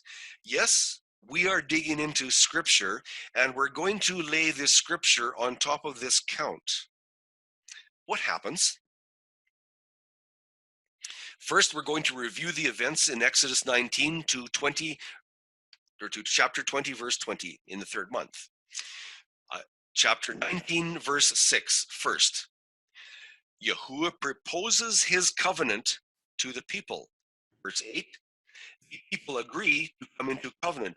This is the first acceptance. Very important to notify that, or to notice that. Verse 10, Yahuwah says they were to sanctify themselves today and tomorrow. That would be the 6th and 7th days of the 3rd month. Wash and be ready by the 3rd day. Verse 11, on the 3rd day, which was the 8th day of the 3rd month by documentation in the scriptures, the people are to meet around the base of Mount Sinai, and they are to be cleansed thoroughly, their clothes and their minds. Wickedness is to be removed from their minds. Chapter 20, verse 1 to 17. The people meet on the 8th day of the 3rd month.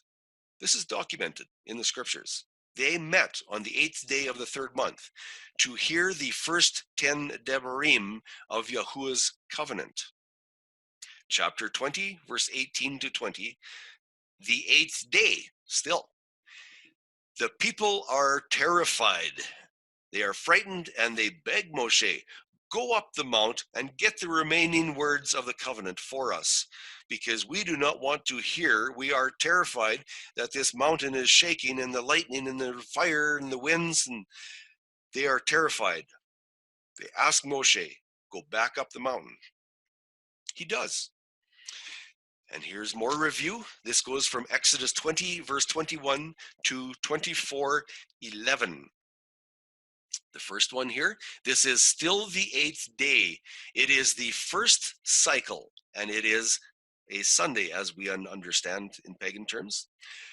Moshe goes up the mount. This is trip number 5 to get the remaining words of the covenant for the people. Chapter 24, verse 1 to 8. This is still the 8th day, the first cycle, and a Sunday. It is the 8th day of the month. It is the 3rd day on which they were to be cleansed.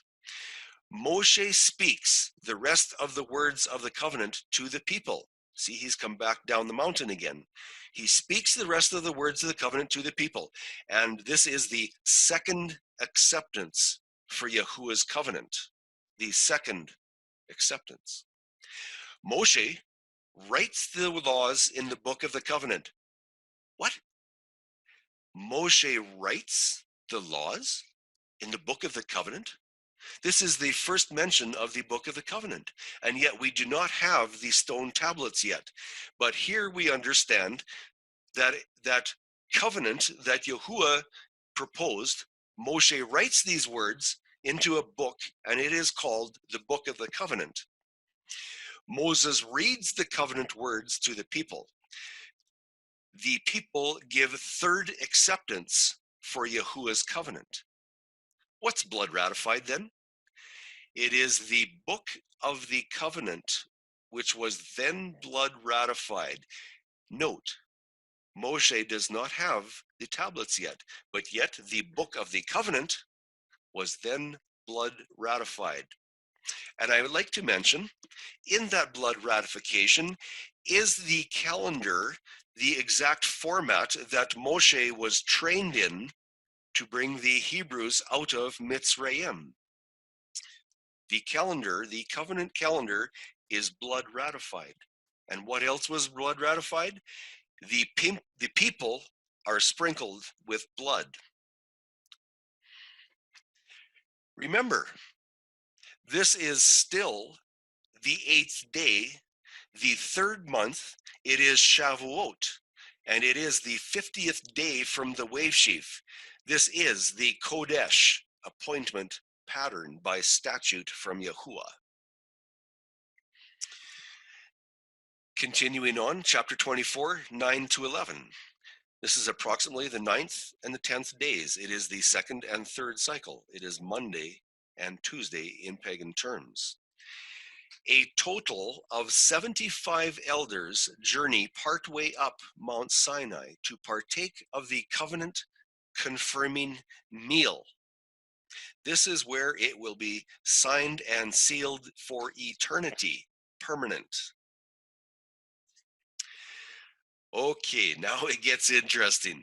Let's chart these events on the calendar months. This is where the pedal meets the road. This is where charts do not lie. This is the 3rd month, and there's the detail of events, and yes, we are counting to 99, the double count of Shavuot as claimed. On the left, we see the count, the Omer count in yellow, 43, 44, 45, 46, the first day in the wilderness of Sinai. We see that in Exodus 19, verse 1. 47 count. Moshe goes up Mount Sinai and he talks to Yahuwah. Yahuwah says, maybe the Hebrew nation, no, he didn't say maybe. He said, the Hebrew nation should come into covenant with me. What do you think, Moshe?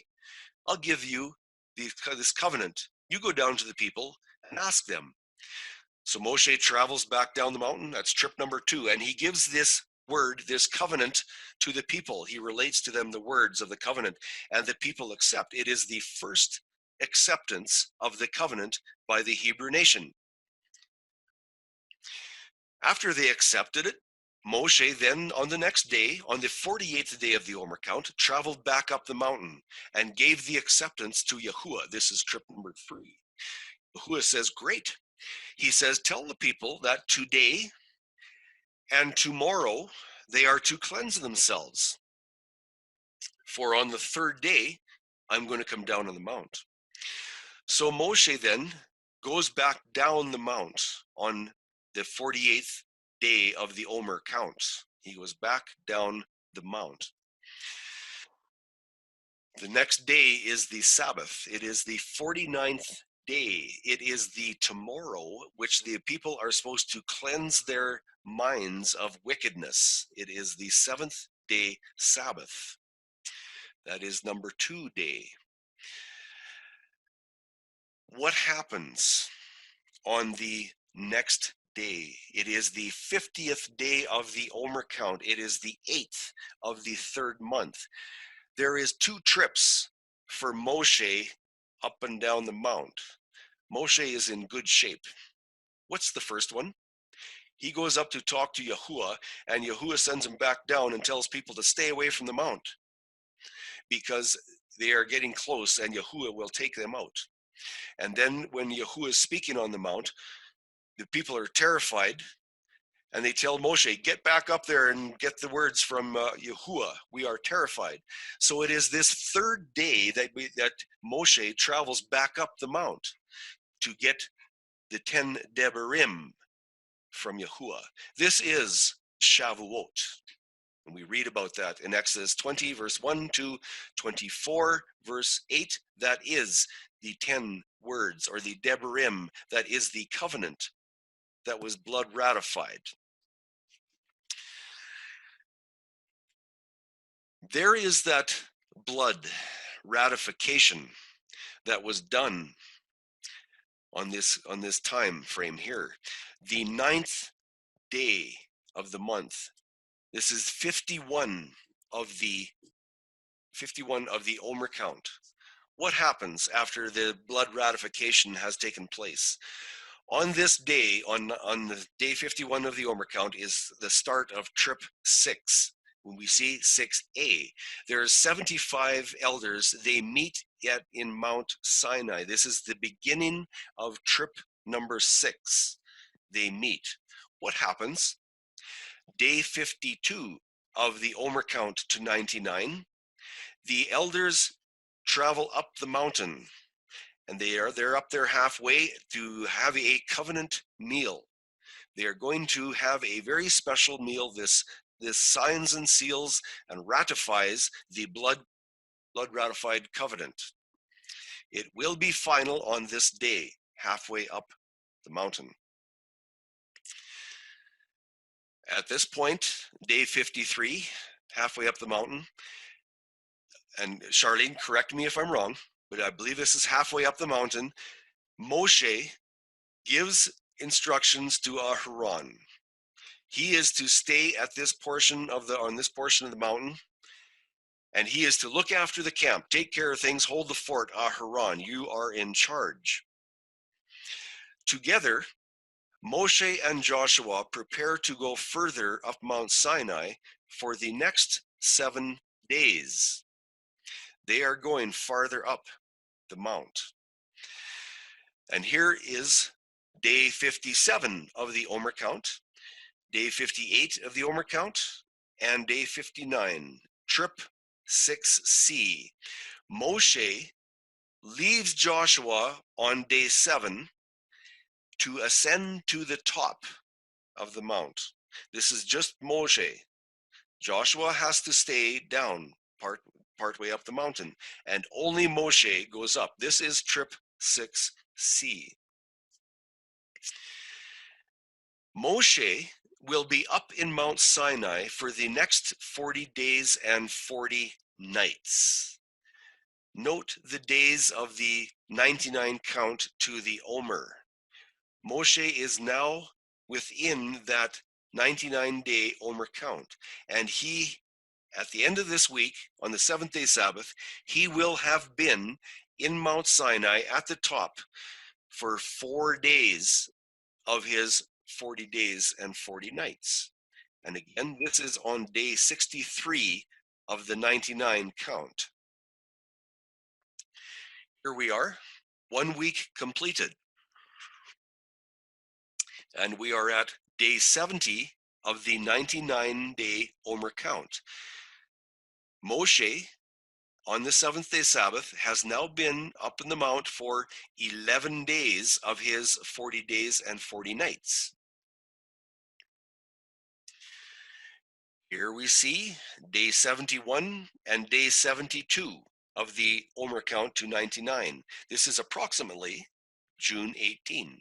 And Moshe, at this point, has been on the mount 13 days of his 40 days and 40 nights. Let's go to the next month.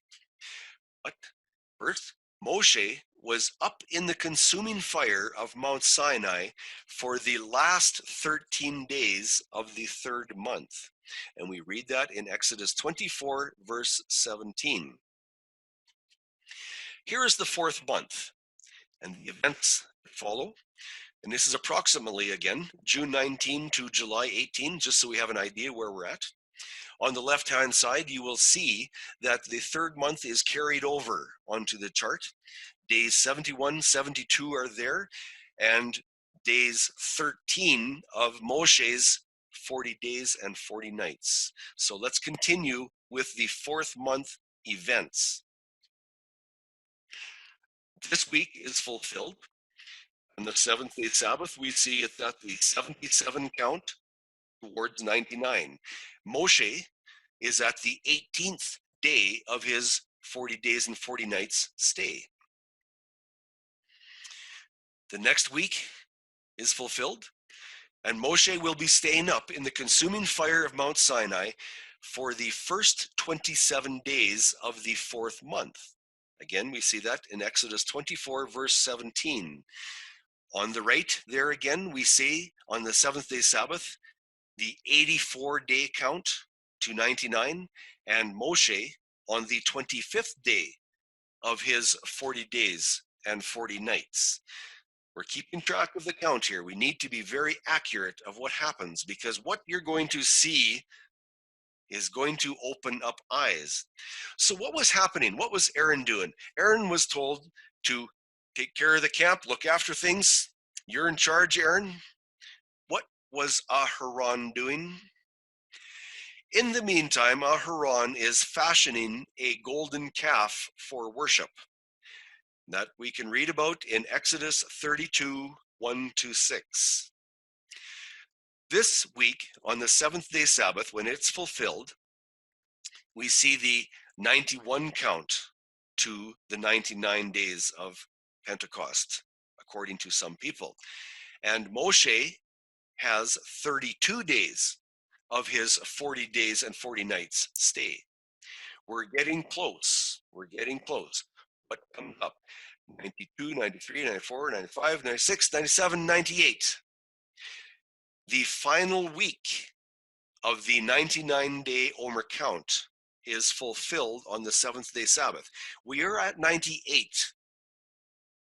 We have one more day to go to the Omer count, according to some people. Where is Moshe at this point in time? What is happening? Moshe is on day 39 of his 40 days and 40 nights.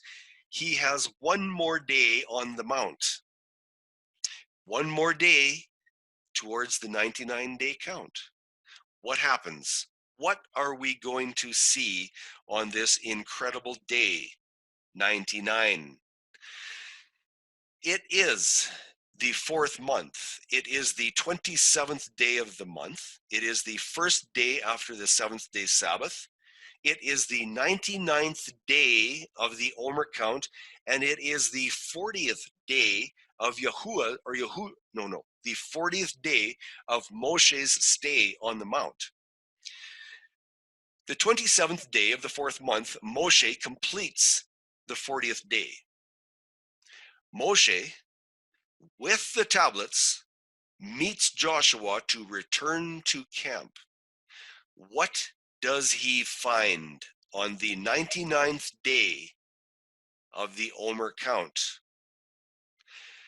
On the 99th day of the Omer count, this counterfeit Pentecost count, Moshe encounters the camp is worshiping a golden calf. Is that the day of the feast of Shavuot to Yahuwah? Or is it a pagan festival that worships pagan gods? This is the day that Moshe came down with the tablets of stone. What did he do with the tablets of stone? As we all know, he shattered them in anger. This is the 99th day of the count to Shavuot, according to some people, and it is observing the golden calf. It is observing a pagan festival. It is most certainly not the day of Shavuot for Yahuwah.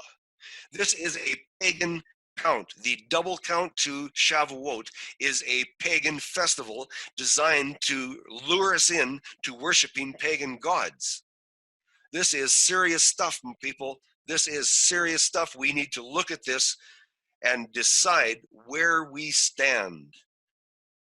As Joshua says, For me and my family, we will worship Yahuwah. Exodus 32:4. These be thy gods, O Yisrael, which brought thee up out of the land of Egypt. This is day 99. This was what Aharon declares. These be thy gods, the false gods, the no gods, the Trinity. This is day 99, the pagan festival, the 40th day that Moshe brought down the tablets that he shattered in anger. Moshe was upset because he knew this was paganism in its finest. This golden calf actually represents the full worship of the false trinity, the round disc, Nimrod and Baal, or the sun god, the altar, Semiramis and Ashtoreth, the moon goddess, and the calf, Tammuz, the false Messiah. And we are here today to determine the authentic Mashiach. This one here on the 99th count to Shavuot is Tammuz glorified. Is it feasible for a 99-day Omer count to be genuine for the giving of the stone tablets?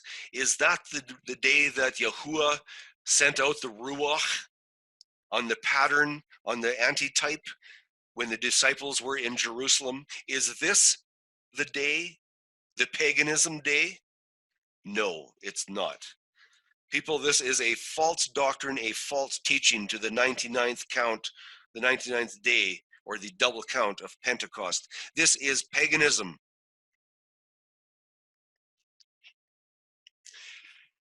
Say no to 99. Children of Israel fell into idolatry, worshiping the pagan trinity, while professing to worship Yahuwah. Many are tempted by this same false worship today. When rebellious worship is offered to Yahuwah, as the pagans worship their false gods, can Yahuwah's Ruach continue to dwell in their soul temple? Or will Yahuwah's Ruach flee instantly and leave us to our misery? Say no to 99.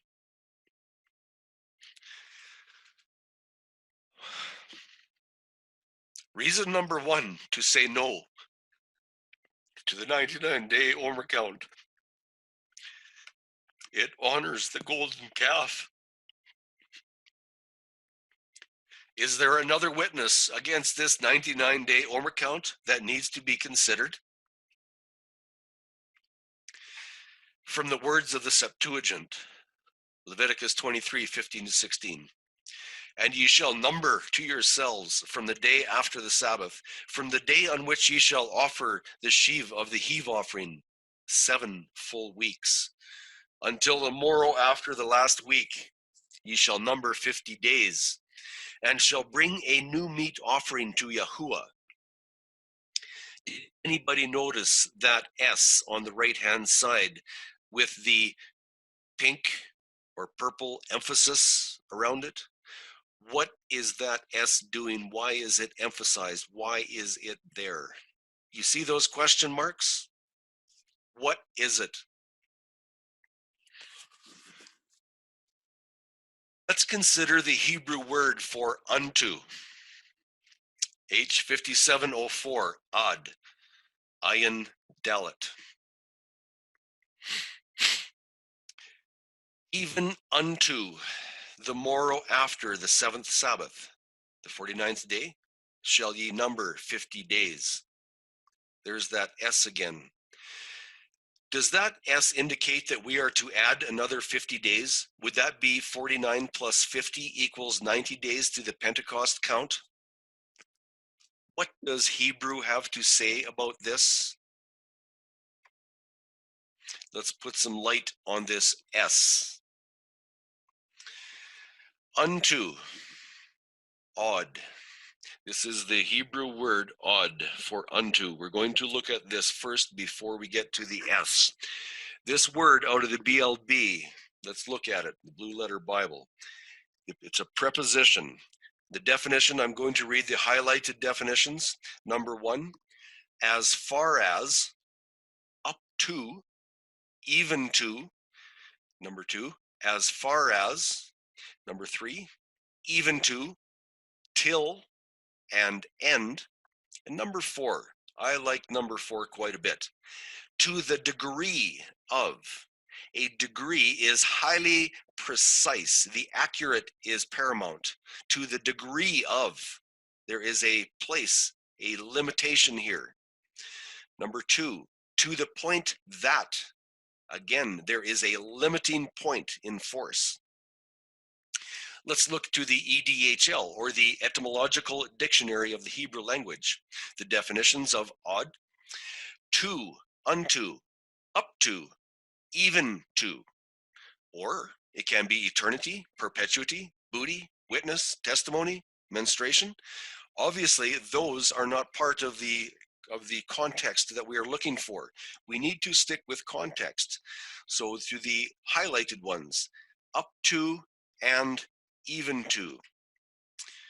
Okay, with the words on context, let's look at context again and be careful. This word ought from the Gesenius lexicon: to pass over, to go on, passing, progress, then duration, hence perpetuity of time, eternity. Is this what we're looking for? Is the count of the Omer for eternity? No, not at all. So this is obviously the wrong context. We must stay with the context of what we're looking for. What about these ones? To, even to some certain limit. Yes, there is a limit that we must recognize, even to the great river. If you were walking to a river and it was there, would that propose a limit to you if you couldn't swim? Yes, the great river is a limit. Definitions must be chosen according to the context. Even unto this day, until the morning, until the evening. A limiting border is established at the referenced article. Why is it when we hear until the morning, we know to stop at morning, or until the evening, we know to stop at morning, but yet in the scriptures, when we go to the Omer count, we just continue on, or we're told to just continue on with a second count to 50. Why is that? There is a reason. Let's look at it. More definitions for the word ought from Gesenius. Even to the highest degree. What is that highest degree? The highest stipulated degree that Yahuwah has given us is the 7 completed Sabbaths. That is the highest degree. More definitions. Until, so long as, used of a limit of time, until the pursuers returned. Again, there is an established reference point with a restriction. Even to a great degree, even that. What is that great degree? Once again, Yahuwah has outlined 7 completed Sabbaths. That is our reference point, and there is a restriction given. We need to understand this. What is the divine instruction that we are to consider with this highly defined point of reference? The 7 completed Sabbaths. That is our reference point. And what is the instruction that we are to do with this reference point? Until the morrow after. That is our instruction, that we are to operate on the 7 completed Sabbaths. Until the morrow after, at the point of the subsequent 24-hour period following. In other words, when your walk to Hawaii encounters the west coast of North America, your walk stops. At the 7 completed Sabbaths, that is where our limit is. That is where we stop. And Yahuwah has given instruction what to do with that completed 49 days of completed Sabbaths.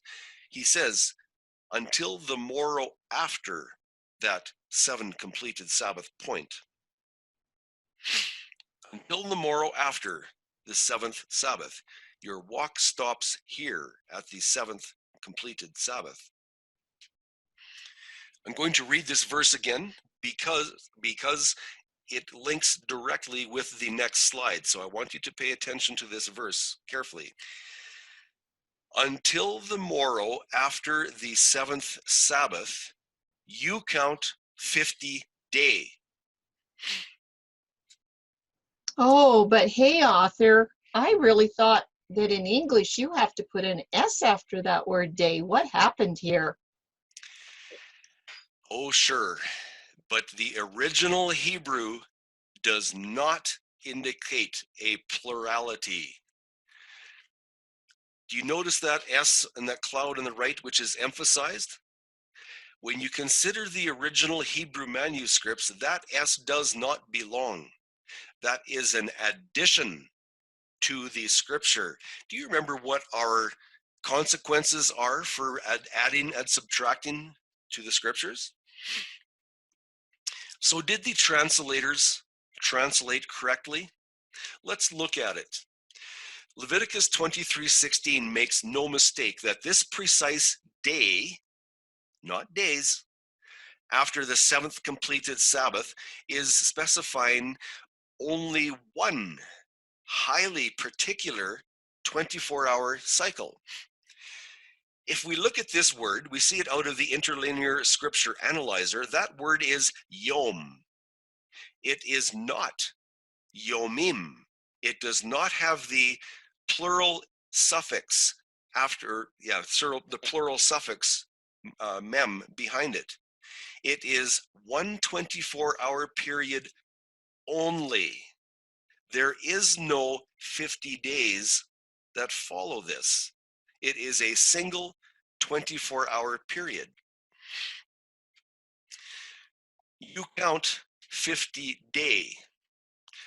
On the morrow after the 7th completed Sabbath, you count 50 day. What if the translators considered the singular Hebrew grammar effect and on the morrow after the 7th completed Sabbath, you count 50 day. Or sorry, I messed that one right back up. I'm going to go back over that and we're going to do that slide again. What happens if they considered the Hebrew and on the morrow after the 7th completed Sabbath, you count day 50. One specific yom. Can we find 50 days out of that? Or is Yahuwah being ultra specific with the Hebrew? You count one day after the 49th and it is day 50. It is Shavuot and it is Yahuwah's harvest, according to the Hebrew Torah statute. Another witness from the words of Acts, to whom also he showed himself alive after his passion by many infallible proofs, being seen of them 40 days, and speaking of the things pertaining to the kingdom of Yahuwah, and commanded them that they should not depart from Jerusalem, but wait for the promise of the Father. Let's read about this. Acts 2, 1-4. And when the day of Pentecost was fully come, wouldn't that be 50 days? Pentecost must be 50 days. So let's read this one more time. And when the 50 days, I should say, and let me paraphrase this. And when the 50 days of Pentecost was fully come, they were all in one accord in one place. And suddenly there came a sound from heaven as of a rushing mighty wind, and it filled all the house where they were sitting. That sounds like the Ruach to me, fulfilling the antitype of the type. The type being when Moshe received the 10 commandments or the 10 Devarim on the count of 50 at Mount Sinai. Here we see at the count of 50, once again, the Ruach was poured out. Continuing on with this verse, and there appeared unto them cloven tongues like as a fire, and it sat upon each of them, and they were all filled with the Ruach HaKodesh. Once again, the Ruach is poured out on Shavuot. What does this Pentecost witness from Acts prove? Absolutely nothing. At this time, the answer will be found in the voyage of a ship, not any ordinary ship. This will be coming soon in a future study. Reason number 2 to say no to the 99-day Omer count. It does not honor the original Hebrew intent. The 99-day Pentecost count is also being taught by some lunar Sabbath feast keepers on the moon-locked calendar. Why? Because most feel barley is the wave sheaf grain. So they are seeking a summer wheat harvest for Shavuot without realizing the wheat, the fine flour for wave sheaf, is from the former year's winter seeding. As a result, there is wheat for the 50th day Shavuot Omer count. No problem. This is such an incredible slide. Yahusha as the kernel of wheat. You remember me talking about the Etzem, the wave sheaf day. At his resurrection on the next day, Yahusha fulfilled the feast of the wave sheaf. He became the first fruit. Yahusha was symbolized as the sheaf of wheat, the grain offering to be presented before Yahuwah. He was presented himself as the ultimate sacrifice before Yahuwah to be accepted as the perfect lamb of 1 year, fulfilling the 70-week ministry. Yahusha was the wheat. Can we see that by his own words? Let's read this verse from John 12, 23 to 24. And Yahusha answered them, saying, the hour is come that the Son of Man should be glorified. Verily I say unto you, except a corn of wheat fall to the ground and die, it abideth alone. But if it die, it bringeth forth much fruit. Did Yahuwah fall to the ground and die? Yes, he was crucified. Was he alone? Yes, he was in the tomb. Will he bring forth much fruit? Absolutely, beyond any shadow of a doubt. Yahusha is the wheat. He is the finest of the grain, and that's why he demands nothing less, not barley. He wants wheat. Yahusha is the etzem, the wave sheaf on the bone foundation structure, the essence and substance of our salvation. Wave sheaf day. It must be placed according to statute. Otherwise, it is on the false pagan festivals. We must pay attention to the statutes and pay attention to the Hebrew language. Yes, there is details in the Hebrew language that will guide us for those that are willing to dig in and read and study. Do your research, people. It's there if we want to study it. This wave sheaf, the Etzem day, Yahusha fulfilled it. It was a finalization, or it completed a culmination, I guess, of his 70 weeks of ministry. He was the lamb of the first year. He's the wheat. of the 49th year and the wave sheaf of the 50th year.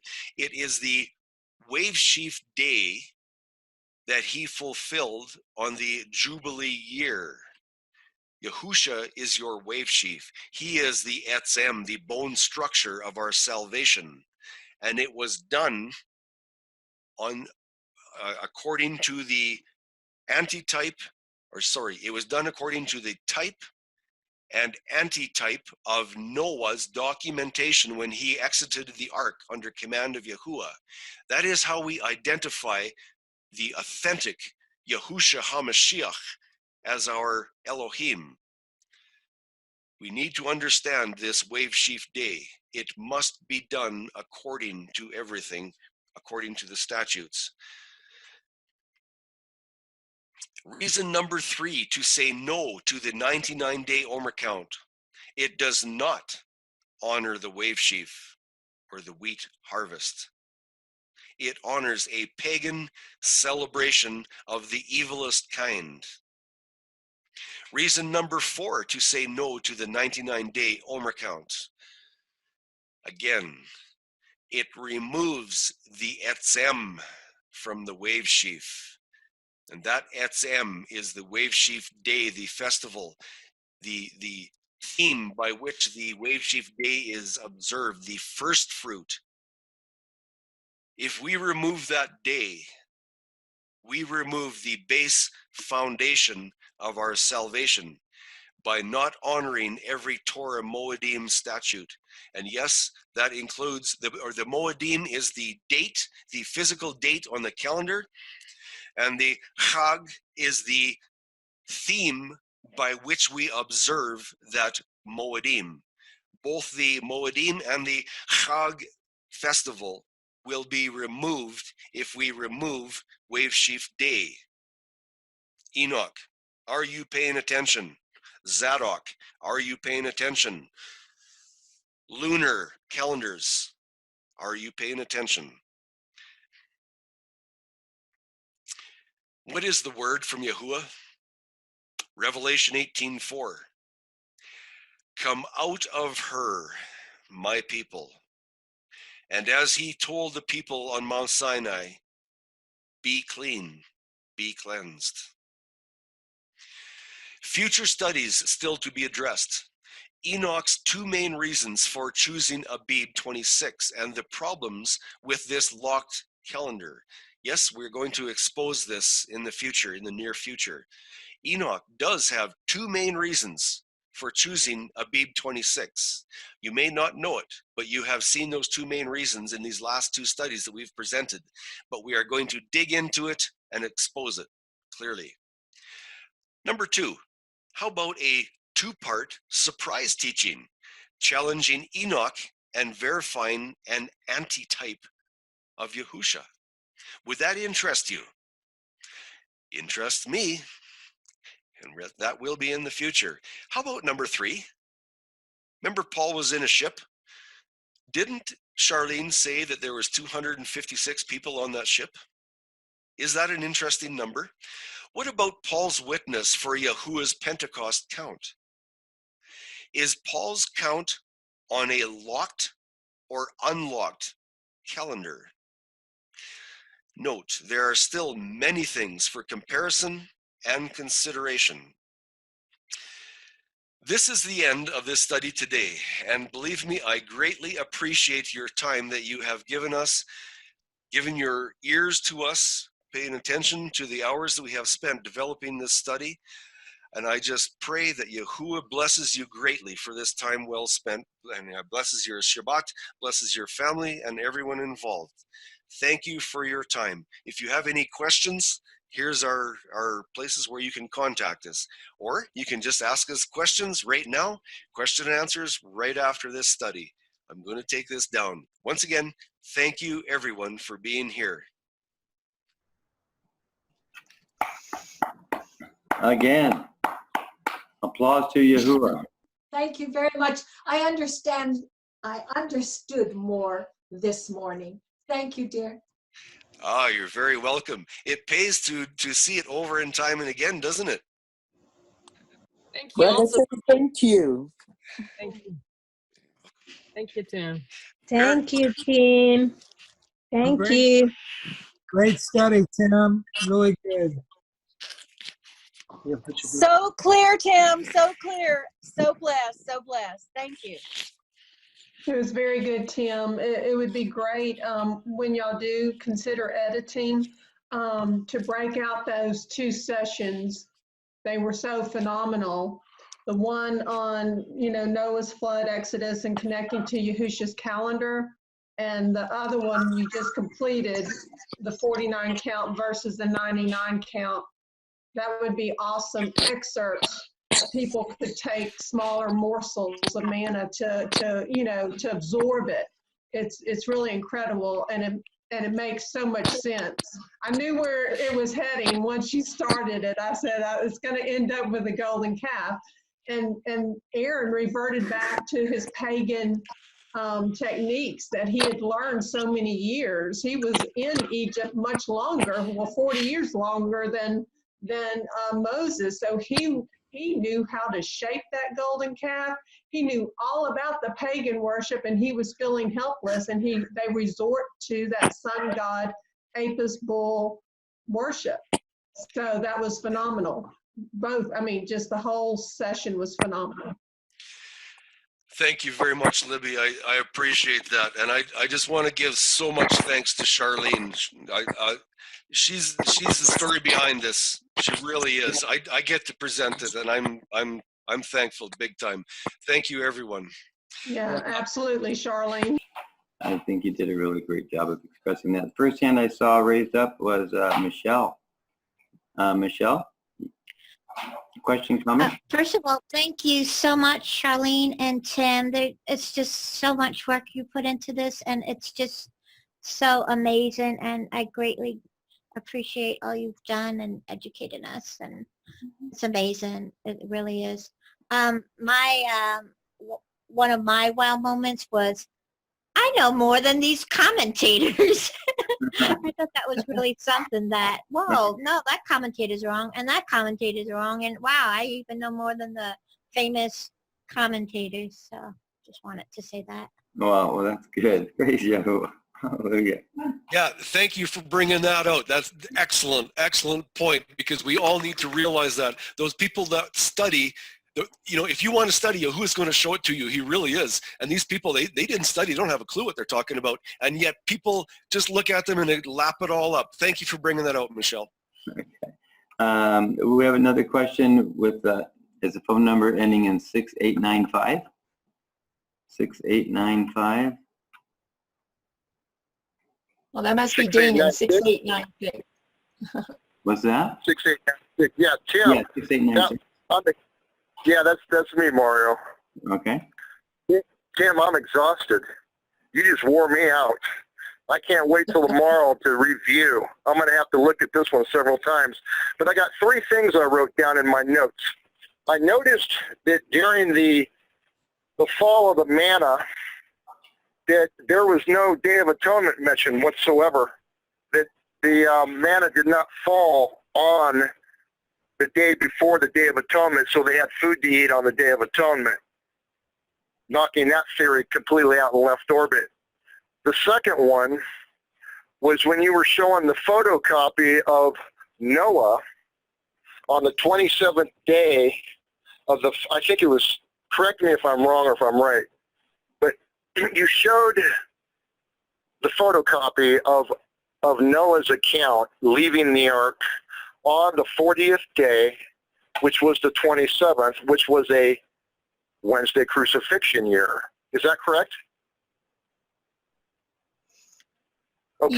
Yes, Dana. The 27th day of the second month of Noah's second year aligns with the 40th day of the Omer count in Yahushua's second year. You're right.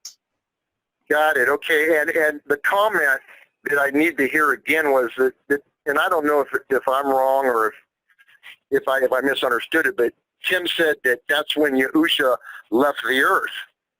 And how can Yahushua leave the earth when that was the day that he died on the stake? I just wasn't, it kind of messed me up. Or maybe I didn't hear it right. the day that he left the earth, that was his ascension 40 days after his crucifixion. That's the date that lines up with Noah. 40 days after the crucifixion. Oh, Pentecost. You're talking Almost Pentecost. Almost. Got it. But Okay. the point is, why did Yahuwah be so precise about recording that date when Noah left the ark? Why that precision? Because that's a pattern, that's a Kodesh pattern, that when we come up to the second year of Yahusha's ministry, when he was resurrected, he stayed there for 40 days, and that is the exact pattern. He must fulfill that pattern. Noah was a type.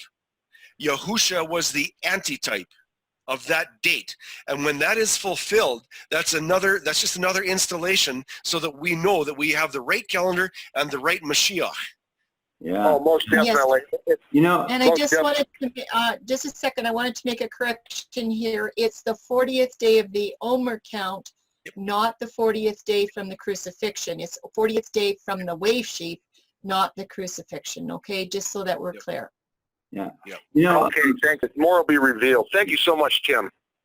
you know, when Yahusha said, stay here, wait here until the power of the Ruach comes upon you there, you know, so 10 days later was a day of Pentecost. You know, I'm wondering, because of what was brought up there with Noah, if maybe 10 days later wasn't the covenant of the rainbow. You know, I mean, that could even fit there. You know, That's a very interesting thought. That's a really good thought, Mario. Just a thought. It just kind of like hit my head there. Okay, we have Kevin and Niebling, and then April. Hey, thanks a lot. That was a wonderful presentation. Mm-hmm. I was so excited listening to it because I love how when you were reading, Tim, you would emphasize like unto. So those were the words that I would look up. Like, this guy is saying this. I'm going to this word like, they got it all wrong. You know, look at this. And then when you brought out the 99 count to the golden calf. Now the lunar guys who I've battled with, they have it on the always. Well, first it was always, you know, can't be any other day than the 29th day of the 4th month. Well, except this year, except this year, it's the first day of the 5th month. But they also say that Shavuot is a 3-day festival. It's a 3-day festival. So it'll either start on the 29th or it'll the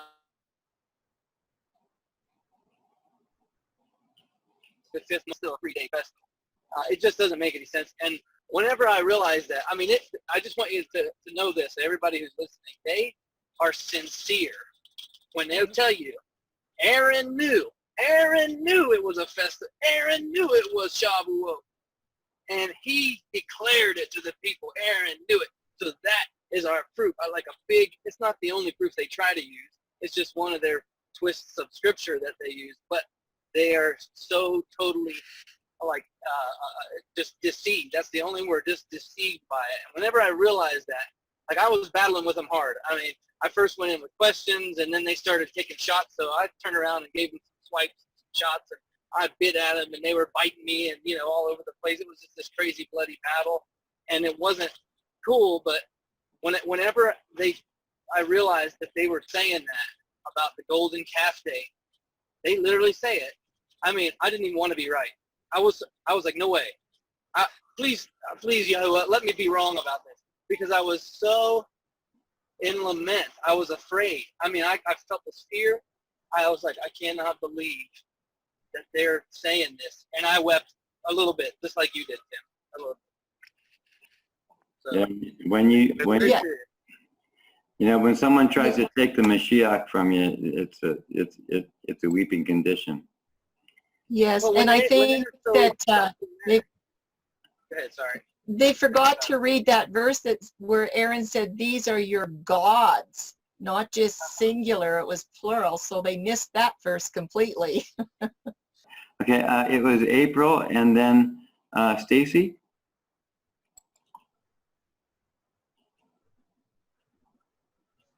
I was just wondering, since we have two applications here, the third one should be as precise.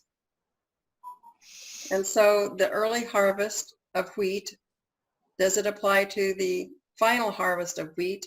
And does it have anything to do with Revelation 11, verse 12, where the language seems to be the same, and they heard a great voice from heaven saying unto them, come up hither, and they ascended up to heaven in a cloud, and their enemies beheld them. Is there any application there? Do you know yet so far? I do believe that there is April, and I don't want to let the cat out of the bag tonight, but I will Okay. talk to you about it. So does Pentecost and the Ascension, does it apply to the future that we have? Past, present, Don't know and yet. future. Okay. Yeah, Thanks. past, present, and future. That would be my take on that. I would think that there's something to do with, I think she's talking about the first fruits as the bride near at the end, and there probably is something, I don't know, because Yahusha told his disciples to stay gathered together until the Ruach came. And so it could be that Yahuwah assembles his 144,000 somewhere in this earth and puts them together for those 10 days to get up to Shavuot, where they are actually in unity, and it could be that's where they get their job description. I don't know. But I do think there's lots of clues because of the patterns in Scripture. Amen. So, Amen. Well, I've counted from Pentecost to Day of Tabernacle, and it's exactly, according to our covenant calendar, is 490 days. So wow. there's something in there. Yeah. Yeah.